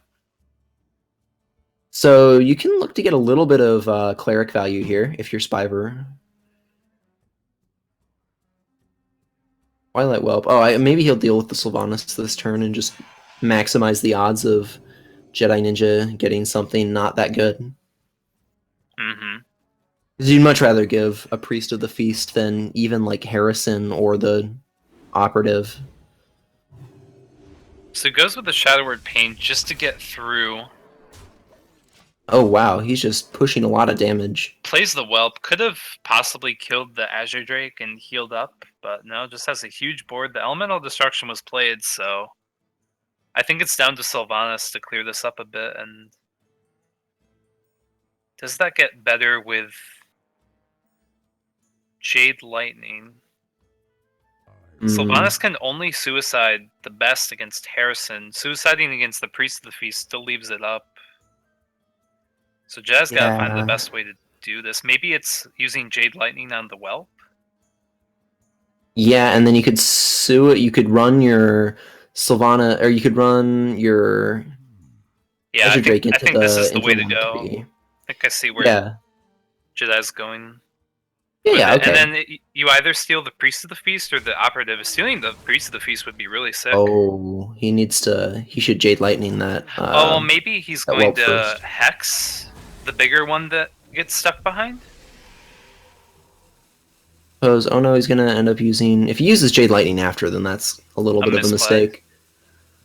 But, I mean, I guess he's going to hold on to the healing... Oh, he'll play the Jinyu Water Speaker. Okay. Yeah, okay, so he didn't want to use the Jade Lightning, but yeah, that's kind of weird. I mean, he's getting value off the Priest of the Feast, so that's not too bad. By doing it this way, he gave him a 2/3 chance to steal the big thing, but he could have given... And then deal with the other one that would be left behind rather than taking one or the... Right, yeah, there were different options he could have gone with in that play, and I mean, that one he does end up ahead on board. He is down a Hex, but in a Dragon Priest deck, you're not going to be facing off against anything that big, so... No. Unless it comes off of Netherspite Historian. Yeah, that would be the thing. Is this the second Potion of Madness? No, this is the first one. Yeah, this is the first one. We've seen Potion of Madness in a lot of Dragon Priests tonight, so... Yeah. I mean, much more popular. So here, I mean, Shadow Word Pain on that Priest of the Feast just looks really, really good. Oh yeah, it's kind of sad for Spyver earlier. I could see why they did what they did with getting rid of the Taunt Totem earlier, but to have the second Shadow Word Pain from earlier would have been really great. Now, yes, very much so. Unfortunately, it's not time for Dragonfire Potion. Potion of Madness is useless. Brand is pretty useless. This seems like all you can do. Oof, and that just is such a bad turn. I mean, he floats 7 mana. Yeah. Did about the best he could. Yeah. And I mean, Jedi Ninja, knowing that Dragonfire Potions may very well be on the horizon, just going to defend this Azure Drake for all he's worth. I think he could have traded the Drake into the 2/3 even, if Dragonfire Potion was the main concern. Yeah, that was an option. But I mean, Azure Drake's sticking around no matter what through the AOE, which it has to come down now. Yeah, I mean, it's really, you're really getting pushed hard here, I think. I mean, he's at 30 health, so does he just brand Drake and then plan to Dragonfire next turn? I guess he's just being really greedy with this clear. Yeah, I mean, I guess you have to when you don't have much. Blackwing Corruptor is pretty good. Oh, he gets the Netherspite. Oh, and he gets double because of Brando. That's very good. Yeah, okay, the Ysera or Onyxia, yeah, he's going to go with the Ysera, and then Azure Drake seems pretty good. I think with one Hex used, Spyver's just extremely excited to grab these big things. Yeah, Azure Drake not as big as he probably would have liked, but not bad by any stretch of the imagination. Oh my god, it's so good for Jedi that this Shaman deck runs very few Death Rattles. They're extremely good Death Rattles, and he's gotten them all. So the N'Zoth is just amazing. Yeah, the N'Zoth is going to be very valuable this game. Jade Lightning will take care of this. Jedi's forcing Spyver in a position to play the Dragonfire Potion, which not all of them even run anymore. Mm-hmm. And so if they run it, they run one. And even He so, need it'll leave a 4/4 on board and a 4/1. in the 4/1. All right, yeah. Well, it has to be Dragonfire Potion this turn. 100%. And then, I mean, Blackwing Technician isn't too bad of a follow-up. Or Azure Drake. In fact, you can even play the Azure Drake first if you want. It's not dying. Well, you can't play Azure Drake. Oh, and, duh! It's 5 mana. Dragonfire, It's 6 mana. unfortunately. Yeah, I wish it were 5 mana. That would be Oh, very boy. good because I am a big Priest fan, so Mhm. I would love that. But which, by the way, I've been really enjoying the amount of Priest we've seen tonight Yeah. so far. Yeah, it's pretty solid to bring it. Fares decently against the aggressive decks, and it actually gives a lot of headache to some of the slower ones. It's a pretty funny deck.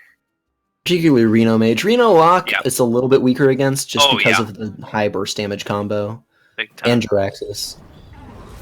The ability Yeah, to so just constantly play Technician and threats. Twilight Whelp. Yeah, Technician, Twilight Whelp seems fine. I mean, you're Yep. still a little bit behind on board, and you're going to be feeling worse because if this N'Zoth comes down next turn, it's Oh, it's a gonna big feel real N'Zoth. bad.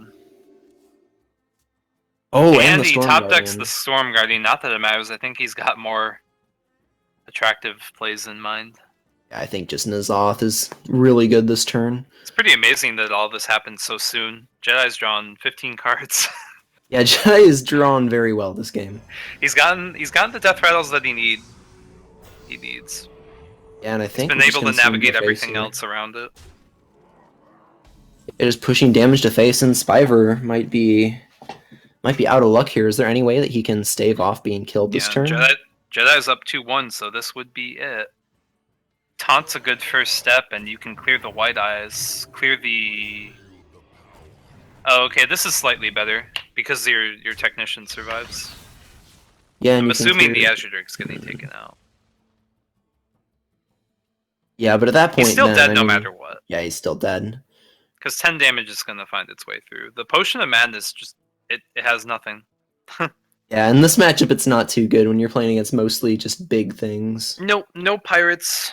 At best, you could probably grab a 1/1 Searing Totem.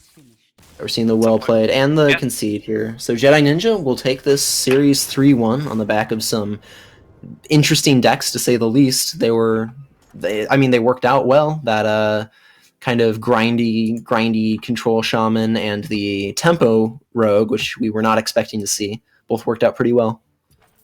Yeah, those are cool decks. I like it. And with that, Jedi, with the 3/1, seals it over 1600 dust for the generals this week, no matter what happens in the 5th match. Yeah, pretty well, cool to see. it's good to secure a match there. All right, so I think we're moving on to our third and final match of the night, which will be Arcane THL versus TH Loomer. And Yeah. so this is another one in the Yogg Champs matchup, which we saw first off. Yep, and that series is 8-8. So this one, it won't decide anything. There's still 2 matches left to be played, but it'll go a long way to deciding what's going to be happening. All right, we just heard it's going to be, they both ended up banning Shaman. All right, pretty reasonable. You can't go too wrong, especially for Lemur, who's actually brought Druid. He has Druid, Rogue, and Warrior Ooh. left now. So that's pretty interesting. And Yeah, normally Arcane's got we've Priest, seen- Warlock, Warrior. We haven't The seen few Warlock druids tonight. we've seen have been banned a lot. Yeah. Yeah, we haven't seen Warlock yet tonight. It's one that people bring a reasonable amount, just about as much as Priest. So good to get that represented. But yeah, only about 1 in 5 people in THL are bringing Druid week to week. Yeah. Now here's a thought. If you lock in Warlock as your class and you see your opponent playing Druid, do you just play discard Zoo? Like pre Totally. Streets discard Zoo? Totally. I think that if you're not, I think that you just either and ban they it or have you queued run up. that. Yeah, and I think you could even some people had done this, that they've actually built Zoo to have patches, and Oh, I believe his name is Bloodsail Corsair, the one that destroys weapon durability. And just very okay. anti-aggro, mortal coils, things like that. So you can shore up the warrior matchup too.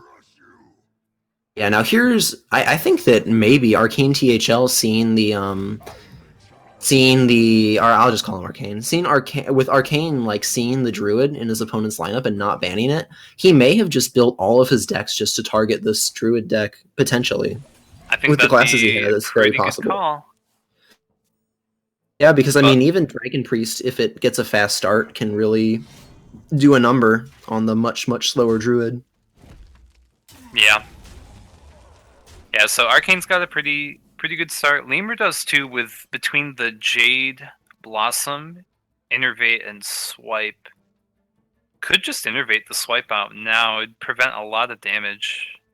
Yeah, it's not terrible. I mean, it'll feel a little bit bad when the frothing comes out next turn, because you won't really have a way to clear it outside of using his face. Well, I guess that's not too bad if you use If he, the Wrath in if he face. coins the Jade Blossom, he has the 1/1, which really doesn't mean much because of the weapon, or the 2/2. Sorry, that does Oh. actually mean something. But now he's it got means a lot more. Wrath to pair with the Swipe. So that means something. Okay, yeah, he could even like hero power or use Wrath to cycle on the small time, and then although in this matchup I'm a fan of holding on to Wrath and not using to cycle. Second swipe comes into hand. Yeah, so hanging on to the Swipe pays off big time. It was definitely too weak before, and it was exactly for the reason of frothing Berserker, or even like a Bloodsail Cultist. Yeah, and or just like anything that has 3 or 4 health, although well, not so much 3 health, but 4 health. But he is going to choose to use this Wrath. And Yeah, probably should have cycled first, but yeah, that's alright. It looks on cycle. Arcane's also going with the Dragon variant, just gonna plop down Twilight Guardian. Which Lemur's trying to got a cycle little here. room to breathe. He's just gonna ramp up huge and hope to draw into something better. Yeah, I mean, if he can draw a Nourish next turn, that would be really big. If he could top deck a Nourish. Yeah. So this Bloodsail Cultist isn't doing much for now. We're probably just gonna leave it. Life Tap And seems getting good, the- yeah. Yeah, getting Life Tap is a really big deal. Warlock is good against Druid, so Life Tap must be pretty good against Druid. Yeah, I like I that think- reasoning. I think, was there also a Hunter hero power to choose from? Yes, there was. Yeah, even so, I think Life Tap is totally the way to go, because you can just get more repetitive and reliable damage against Druid, and Hunter hero power can fall short sometimes when they armor up with Feral Rage.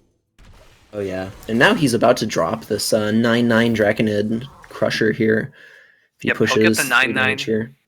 But Lemur's Jades have gotten pretty big pretty quick, so that 9/9 will get dealt with through Swipe, at least. Yeah, and then he'll still be facing down a 4/4 and a 5/5. Yep. And we see a My Greetings come out for this Draconid Crusher. Yeah, I think these And guys ooh, are the having a Feral fun Rage. time. Now Lemur could use it. He could squeeze it in for armor here, but maybe it might be smart just to wait and kind of see how things might pan out beyond. Yeah, combining that with that's one of the better ones to get on Fandral because Oh, yeah, the definitely. 4 attack and 8 armor is just so good. Looks like he'll end up using it for armor here though. Yeah. I guess is there any way that a warrior would deal 11 damage with 7 mana? That's difficult to do. I I don't think know that's if like there is. I think we're talking double heroic strike war axe. Yeah, at that point, that's a lot of damage to deal in not very much time at all. Huh. Fairy Dragon is getting played out there rather than a tap. Although I guess at that point you don't want to tap last on stream. It just I bad. don't think Arcane was interested in tapping at all Mhm. because the Jades are just such a significant board that he just wants as much as he can squeeze this turn. Right now, in a matchup like this against a more aggressive opponent, I'm actually a fan of just putting out the Jade Idol for a minion because you're never going to yeah. get to fatigue, which is where it matters. No, I was helping coach someone earlier today, and that came up as a question. They wanted to save it to put it in their deck, but I was thinking about it and I realized that in a matchup like this, it doesn't matter too much. So it's I think it generally just better. has to be a 1 mana 6/6. I mean, hey, 1 mana 6/6. I will never argue with that. Yeah, because Lemur's got more than half his deck to go through to really get to these, and you ideally would do it with Auctioneer. Arcanite Reaper is a lot of damage to come into hand right now. Firing Warhacks, Ooh. not exactly what you're looking for here. Going to take 5 to the face just to get rid of that minion. No, I can get Yeah, behind it. what if he had just I guess this forces the 6/6 into the fairy dragon. All right. Well, he has 2 draws to find some sort of lethal. Now what? He has 5 on board. Lemur's He's got facing lethal on board 14. for the following turn. Yes, he does very much. All right, so upgrade helps, but Needs now he Dread needs to Corsair. find 9 damage off of Ragnaros. Oh, he doesn't have enough mana to play it. 1 mana And yeah, off. that's gonna be game. Wow. So yeah, it's not often that you see the Jade Druid beat the Pirate Warrior, but Lemur had what he needed. He had multiple sources of ramp and multiple sources of removal, and just enough Jade summoning cards to pull it all together. Right, now, if Arcane was going for just 3-0ing this Jade Druid, he's in for a really bad time at this point. If he's running Zoo, that Zoo is going to have a really rough time.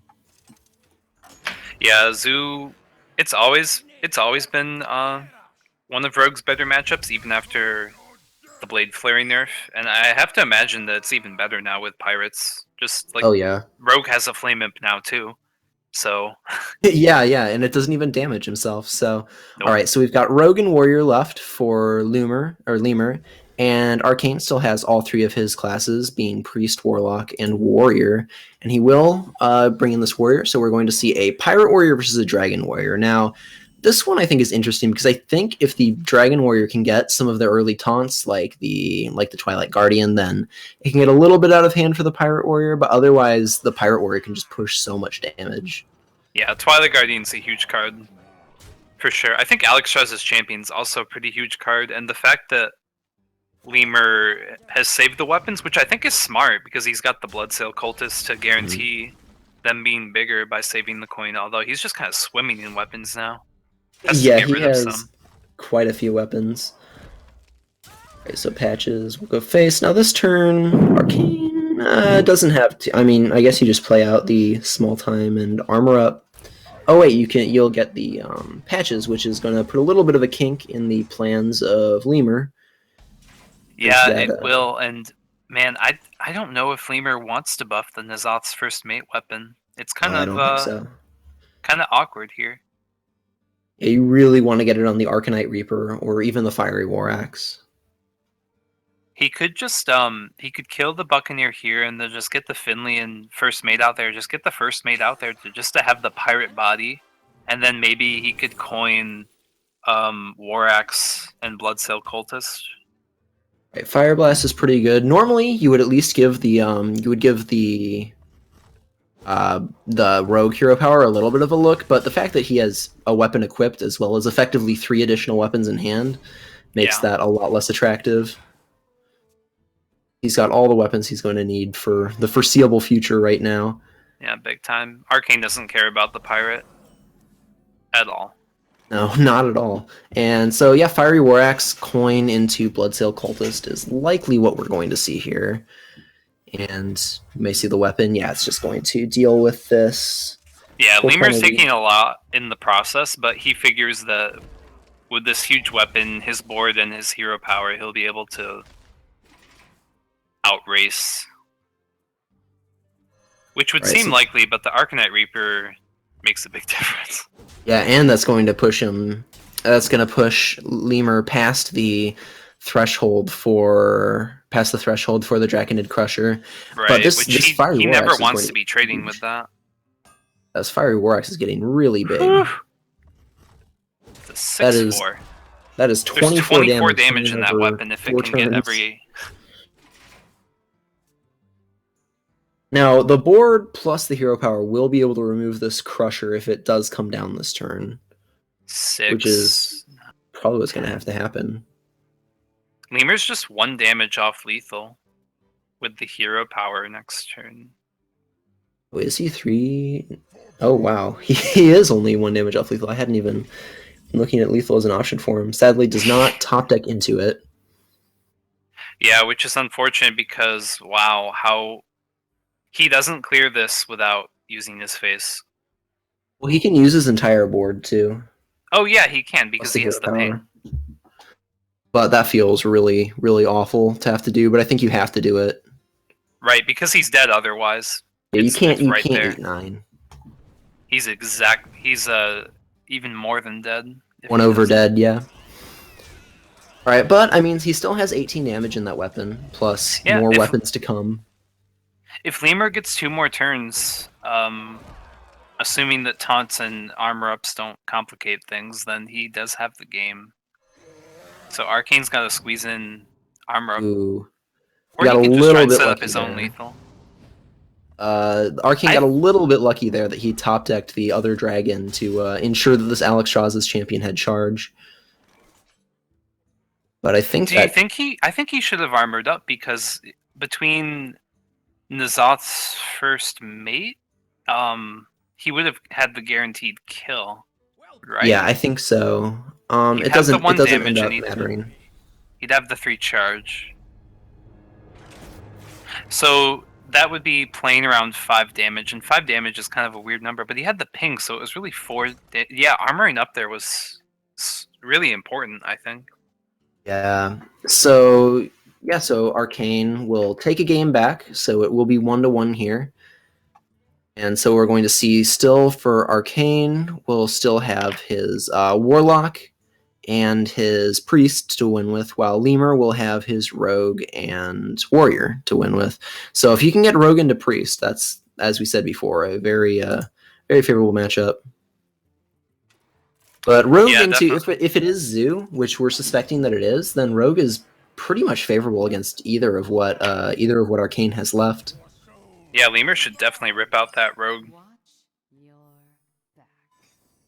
And it looks like Arcane decided to go with the Reno lock anyway, despite seeing a Druid on the other side. Well, I mean, people are laughing at Zoo in the chat, so I guess maybe it's not such a consideration. I think it could be fine though. I mean, if you see your opponent playing Druid, I mean, Zoo, no matter how bad it is versus most things, Zoo will always be good against Druid. I think that's just a rule. Yep. Oh, interesting. I haven't seen Cult Apothecary in Reno Lock for such a long time. It used to be a staple, but it's kind of got edged out. Yeah, I mean, there's just too many. I mean, weird as it is to say, there's just too many good things to put into Reno Lock at this point. I mean, with each expansion, it's just had more and more things that are good that you want to play more of. Arcane banned probably where Cult Apothecary shines the best is Shaman, and that's been banned. Yeah, that's true. Because the turn 9, like if you can get a Cult Apothecary, Shadow Flame, that's just such a devastating turn. All right, so we do see this Mistress of Mixtures coming out. A card that you see kind of like 50-50 in Reno decks at this point, but it is with a very anti-aggro focused deck, which it looks like Arcane's is. It's doubtful he's even running the Leroy combo, actually, looking at it. Yeah, I wouldn't be surprised if there's no Leroy combo. Lemur makes the trade for Arcane, and that seems kind of strange. I'm not sure. He could have pushed a little more damage there. I mean, I guess it plays around Shadow Bolt, but if the Shadow Bolt eats it, I think you're okay with that. Yeah, I think that's pretty okay. Let's see what the Swashbuckler can dig up. That is not the not exactly what he was looking for. Well, unless Lemur has Violet Teacher, I don't think this Reliquary Seeker is going places. Not too great, and we're just going to see the hit to face and the redagger. But what he can do is we saw the questing in Lemur's Mulligan, so this Reliquary Seeker can just be, it can be that sort of thing later on. Right, it can be it can be a banana, essentially. A banana with a body. A banana on a stick. A banana on a stick. Yeah. So right. you like to hit bigger things with Argus and Faceless Shambler, so... And this Doomsayer is going to kind of clog up the potential, if he chooses to play it. Arcane is going to kind of clog up what Lemur wants to do next turn, which is play out the Azure Drake. He's considering whether or not to play it. He's going to choose not to. I think it was okay one way or the other. Yeah, I would agree. I mean, there's an argument for and against. I think Arcane would have had a much better time to do it in a turn that was before something better in hand, which Cult Apothecary is not. Sylvanas is, but by waiting until then, it's going to be dealt with more likely. I would agree. And here we see both the Conceal and Questing in hand for Lemur, so he could make a That's a big deal. pretty big one, a pretty big Questing. Yeah, This he's next just gotta turn. time it before Twisting Nether would happen, and if it happens before Twisting Nether, then it's on a PO Shadow Flame, which would require something on board. Right, and he can. He can't quite clear the board actually, and still play it. A little bit troubling, but Yeah, I mean, but then, he could. Leaves him with kind of an interesting choice to make here. he could always just play the second Drake and see if things get more tempting from there. But he can't. He could combine. I mean, with Prep and Conceal, he could combine a Questing play with a concealed, cold-blooded Azure Drake that also connects to face. That might just set up lethal I potentially. mean, that's not bad. I mean, and then your opponent has to have exactly Shadow Flame and PO, or Yep. not P. Yeah, exactly Shadow Flame and PO. Another Cold Blood comes into hand. But Isn't again, Hmm. Lemur's got another turn to set up the exact same thing because it's all about timing it before Twisting Nether. As long as you keep things out, the Questing's out of range of things like Hellfire and Abyssal Enforcer, you're fine. Right, Sylvanas is going to complicate it slightly, just because that's an even better Shadow Flame target. But I think Arcane is considering whether or not even wants to play Sylvanas. But I think so. It's just Yeah, I it think she's clogs got up to the get played at forward. some point. It's not too risky. Yeah, no, there is a consideration here for just like trading in both minions to clear the Sylvanas because you don't really want to mess with that too much. If Lemur just had an Eviscerate, he'd have That's between the Leroy.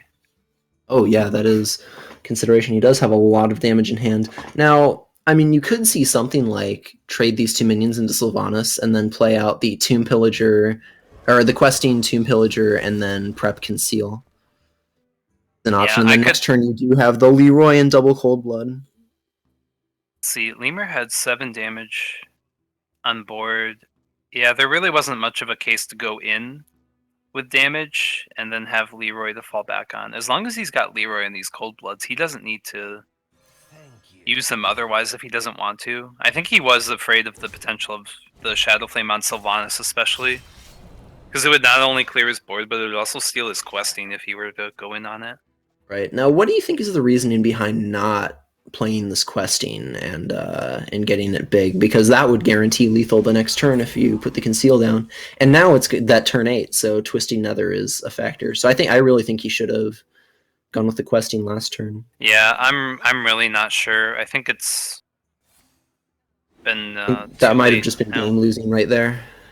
I think the questing had to be gone in on sooner rather than later. That's something I found from like watching a lot of people play Miracle Rogue and like playing against a lot of Miracle Rogue and coaching people. I've noticed that people are really, really hesitant to build up big questings, and sometimes that's just like going aggressive and building up a big questing is just the way to go a lot of the time. Yeah, sometimes you go in on a questing even when you're not sure it's the safest thing to do because at some point you just kind of need to go in. Yeah, and I mean, had he gone on it, then it would have been guaranteed lethal for the next turn. I mean, even with the Reno or something, it would have been 100% lethal because you had a sap in hand as well. So, oh my god, the dirty rat just ruins everything. Yeah, if he would choose to do it, that would be a big deal. I think would. these two taunts Blast Crystal Potion though. All right, so here comes the Gadget Zance. That helps out a little bit. Yeah, definitely. So he can kill one, sap one. Not doing the coin first. A little bit of a misstep, perhaps. Yeah, I think you always use the coin first. Yeah, I think that probably would have been appropriate. We're going to see sap on this one. That's correct order in there. In fact, no, I guess he wasn't going to backstab necessarily, but he could have gotten an extra draw. True, but I think this is just going to get Blast Crystal Potion to this point. Yeah. There's can no save reason the other not coin. to. He drew his other auctioneer. I think it's fine. That's true. And he has the backstab for additional gas. So Blast Crystal. You consider, Cult Apothecary Blast Crystal seems okay, but I think Cult Apothecary first is fine. I mean, you really can't expect to get much off of Cult Apothecary, and just the 4/4 is fine. Decides to tap second, maybe a little bit of a misstep there, but Alright, end well, up he got a better furthering. heal from Refreshment Bender, right? Alright, so now the real Gadget Zan turn. Last turn was only an appetizer, so this turn we're going to see the real power of the Gadget Zan Auctioneer. This one could find his way to Edwin. Maybe there's only 8 cards left in deck at this point. It would be Possibly an fairly Edwin likely. Conceal. Edwin Conceal could be a Yeah. really big deal. And with both Siphon, Blast Crystal, and Twisting Nether down, it would be great. So before prepping, Lemur's going to see what he gets off the Swashbuckler. Yeah, I mean, that's fine to prep out. It's good with Leroy eventually, even. I mean, That's true. that's a 10 mana combo right there. Yeah, we're gonna see I don't this. know about this. Well, what's he have left in his deck that he could even prep? One Eviscerate's been used. He may have another Sap. I know some cut one, but he's likely to have a second sap, I would say. because I think the In this particular build. Pheno questing Miracle Rogue runs 1 Sap, 1 Shadow Strike. He saw Twisting Nether, so I think he's just fine to do this and see where that goes. Well, here's that Cult Apothecary Shadow Flame. It is true. It's not as good as it would be against a shaman in a situation where they just have a totally full board. I feel like Lemur is being a little bit timid this game, just overall. Like he's not willing to, because against Arena Lock, sometimes you just really need to go out because they're not always going to have everything all the time because they do have one of everything. So I think that Lemur had this game like twice. I think had he just drawn a lot last turn, I think he could have gotten it either way. But now it looks like he's likely to lose because he just might not have enough damage in his deck to finish Lemur, off Arcane. Leroy can't be an OTK. I think he had to use the preps at some point, either with the auctioneers or with the questings. They just don't do any good to hold like this. We don't live in the Shadow Step days anymore where Leroy could close games by himself. Yeah, just the 26 damage burst of Nightmares. Yeah. All right, so we have the Grand Kazakus. It's just ooh. Yeah, this game is looking closer and closer to. Whoa, he takes the 10 mana. Ooh. I guess that's a pretty good call because if he can find the one that turns everything into sheeps, that's a very effective way to deal with a concealed board. Yeah, he's going for stealth another one. board. Might be looking at the armor potentially. I think the freeze is a decent option. It's not the greatest, but that's not awful. So we went with summon 3 friendly minions that died this game, give your minions +6 health, and then summon an 8/8 and gain 10 armor. It's pretty reasonable just for. Can't argue with 10 armor too much. Yeah, especially against a deck that has as limited of damage as Lemur's deck now does. I mean, because he has a full hand, but it's just Leroy and a bunch of spells, and then he has 5 more cards in his deck, but no real way to draw them. I think what Lemur's counting on now is he needs his second questing and his second conceal, but unfortunately I think he's used just about everything in his deck that would ever draw cards, so he'd have to draw them naturally, which is going to take forever. Yeah, and I think if he drops the 8/8 with 10 armor, that's almost just about going to seal out the game. Oh, he's instead going to drop. I mean, it's the same thing. Yeah, and this plays around Sap too, which is good. It's always awkward when big board. When your Mistress of Mixtures gets resummoned from the Kazakus potion and then buffed. Not as awkward as a Doomsayer. So maybe that was part of his consideration.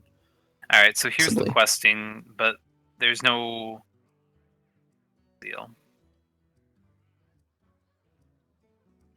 So, I mean, Lemur has to do something. He had to sap something to even have a chance to win. Yeah, I think turn 6 or 7. Turn 6 was the one with Sylvanas on the board. Turn 7, I think, was going into turn 7 was the better opportunity.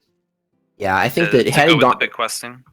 I mean, had he gone in, I mean, with no ability to, with nothing on board like that's big to do a Shadow Flame and no Twisting Nether available, I don't think there's not a way that Lemur could have lost had he gone in on after clearing the Sylvanas. Right. Oh my God, Arcane's got a Mind Blast. Oh, that's very interesting. Man. Actually, I'm kind of excited now to see see what this is about. Kind of Yeah, not so a great hand. some to start Dragon out. Priests throw in Prophet Velen. But yeah, that's interesting. So this is a good, very good matchup for Lemur, and honestly, the hand might look bad, but I love these types of hands if I'm a rogue against a Dragon Priest. Well, Lemur, oh yeah, I mean 3/0 cost spells, an Eviscerate, and a Gadget Zen. I mean that's really strong. Like more Very, often than very not, strong. especially with a low pressure start like this, like no 1-drop and the 2-drop is Nether Spike. I think you take Fairy Dragon. Alex Strauss is Yeah, just so it's very aggressive or very, very greedy. yeah. Like I think at this point you're hoping that you're on turn 9 and you have a board that's worth 15 damage. Seems really hard. Lemur gets a questing, which might tempt him to use some of this before. It all depends, though. I think if he can make a 4/4 while dealing with something, that might be worthwhile. All right, so we put up the taunt here. All right, so actually questing coin conceal is pretty strong. Yeah, he has the ability to build a really big questing and then just clear off this taunt pretty easily. I like questing prep Eviscerate, and yeah, he's gonna go with the backstab too, which opens him up to death, which But he can maybe coin that was worth conceal as playing well. around. Okay, so he's just gonna conceal it. So Yeah, he's I mean, all in that's on the really questing. strong. I don't know that with a hand that was so set up for Auctioneer, if you need to go all in, but I've been criticized for thinking these things as a rogue player. I mean, it depends. I mean, if you top decks another conceal here, I mean, he looks like an absolute genius. Oh yeah. Coin. I mean, coining on an Azure Drake isn't terrible here, just to keep up the pressure. Yep, extra 2 damage. Azure Drake can't be bad, although it is dead to the board. Plus the death. Yeah, I mean, having your opponent at 21 early, Mind Blast coming out.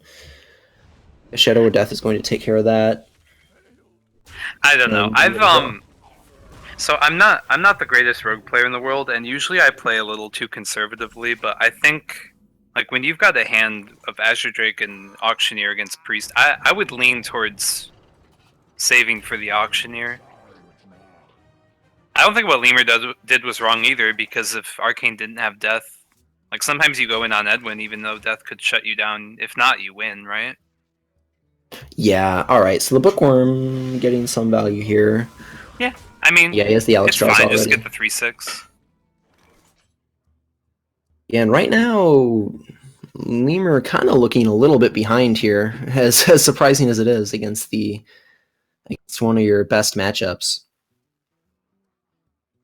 And then, all right, so yeah, Fan it'll clear off this. It'll get rid of some of the Priest card draw and just allow the Redagger. Yeah, I kind of liked the Darkshire Alchemist just because it wasn't dead to the board, but Yeah, Darkshire, I mean, maybe he wants to save it for the healing. I'm not really sure if that's worth it or not, but yeah, gets the double battle cry there from Bran. Leroy comes into hands, and no real neat way to get rid of this 6 health minion here. But he will be able to kill off Bran, which is really the important part. Yeah, definitely don't want Bran to be getting out of control more. And yeah, I think it's got to be Ragnaros time. Oh yeah, you gotta drop that down. He's even gonna looks like he's even gonna clear off the minion first. That's interesting. I kind of like that. I mean, after you've already seen one Fan, I guess it feels pretty worthwhile. Yeah, that's guarantee the 8. Yeah, it's a lot of damage he's pushing. It's sticking. Yeah, plus he has the Alex for next turn too, so he could be setting up lethal for next turn potentially. I think he has. Lemur's really preying on this Gadget Zen to do work, like to find immediately conceal and to maybe prep sap or something. Cause I mean, there is conceal, but nothing after that. And yeah, and this sets up a 50-50 to kind of either he can to win the game outright or essentially win the game. Yeah, either he hits the Either he hits the Gadget Sand and wins the game, or he hits face and wins the game. And he is going to prolong the game a little bit more, but there's no way that Lemur can come back from this. Not at all, unless Light Bomb magically rotates into standard. And then he somehow gets a Swashbuckler into his hand and then steals it. Yeah. That's two things that are sadly impossible.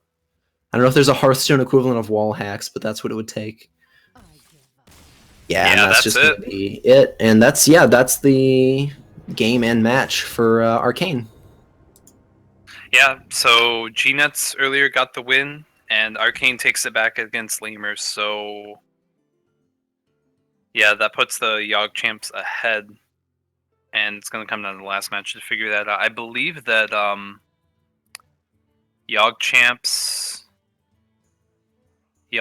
and Team Avatar are both in the black division, so this is a pretty important match this week for them. If you can never deny your division opponent points, you like to do it. Oh yeah, you really want to deny your division opponents points if possible, just to get ahead in that. So we saw 3 really good matches tonight. That first one, Adidas nearly coming back from the being down. The second match was pretty close. We saw some interesting decks coming out from Jedi Ninja, and this last one, I thought they were sweet. Yeah, and yeah, we had 3 really good matches, so you can't ask for too much more than that. No, yeah, I liked it a lot. Yeah, so this is week 2. So we have a 9-week season, so still not a whole lot coming together, but week by week. I was a little bummed this week. I got a DQ win, unfortunately, because class submission didn't go so well for a lot of people this week. So hopefully that improves for week 3. Yeah, that never feels good. I mean, much as you like to get the win, it kind of, I don't know, it kind of feels, because we're not really playing for money or anything, right? So it's just... I hate not playing my match. It's just such a waste. It doesn't feel like a real win, but unfortunately, maybe we had no DQs from that in the first week, so maybe it'll happen again in the third week. We hope, we pray. Yep. So keep an eye out for that. But until then, thanks for joining me, and thanks to the Anarchist for hosting the stream this week. I think that was a nice salty Saturday. Yeah, I had a good time, and it went much shorter than last week's too. Yeah, it did. No, I think it had to do with no Malcazar Thu'um being brought. So definitely. Yeah, thanks for tuning in, everyone, and until next salty Saturday, that's gonna be all. Have a good night.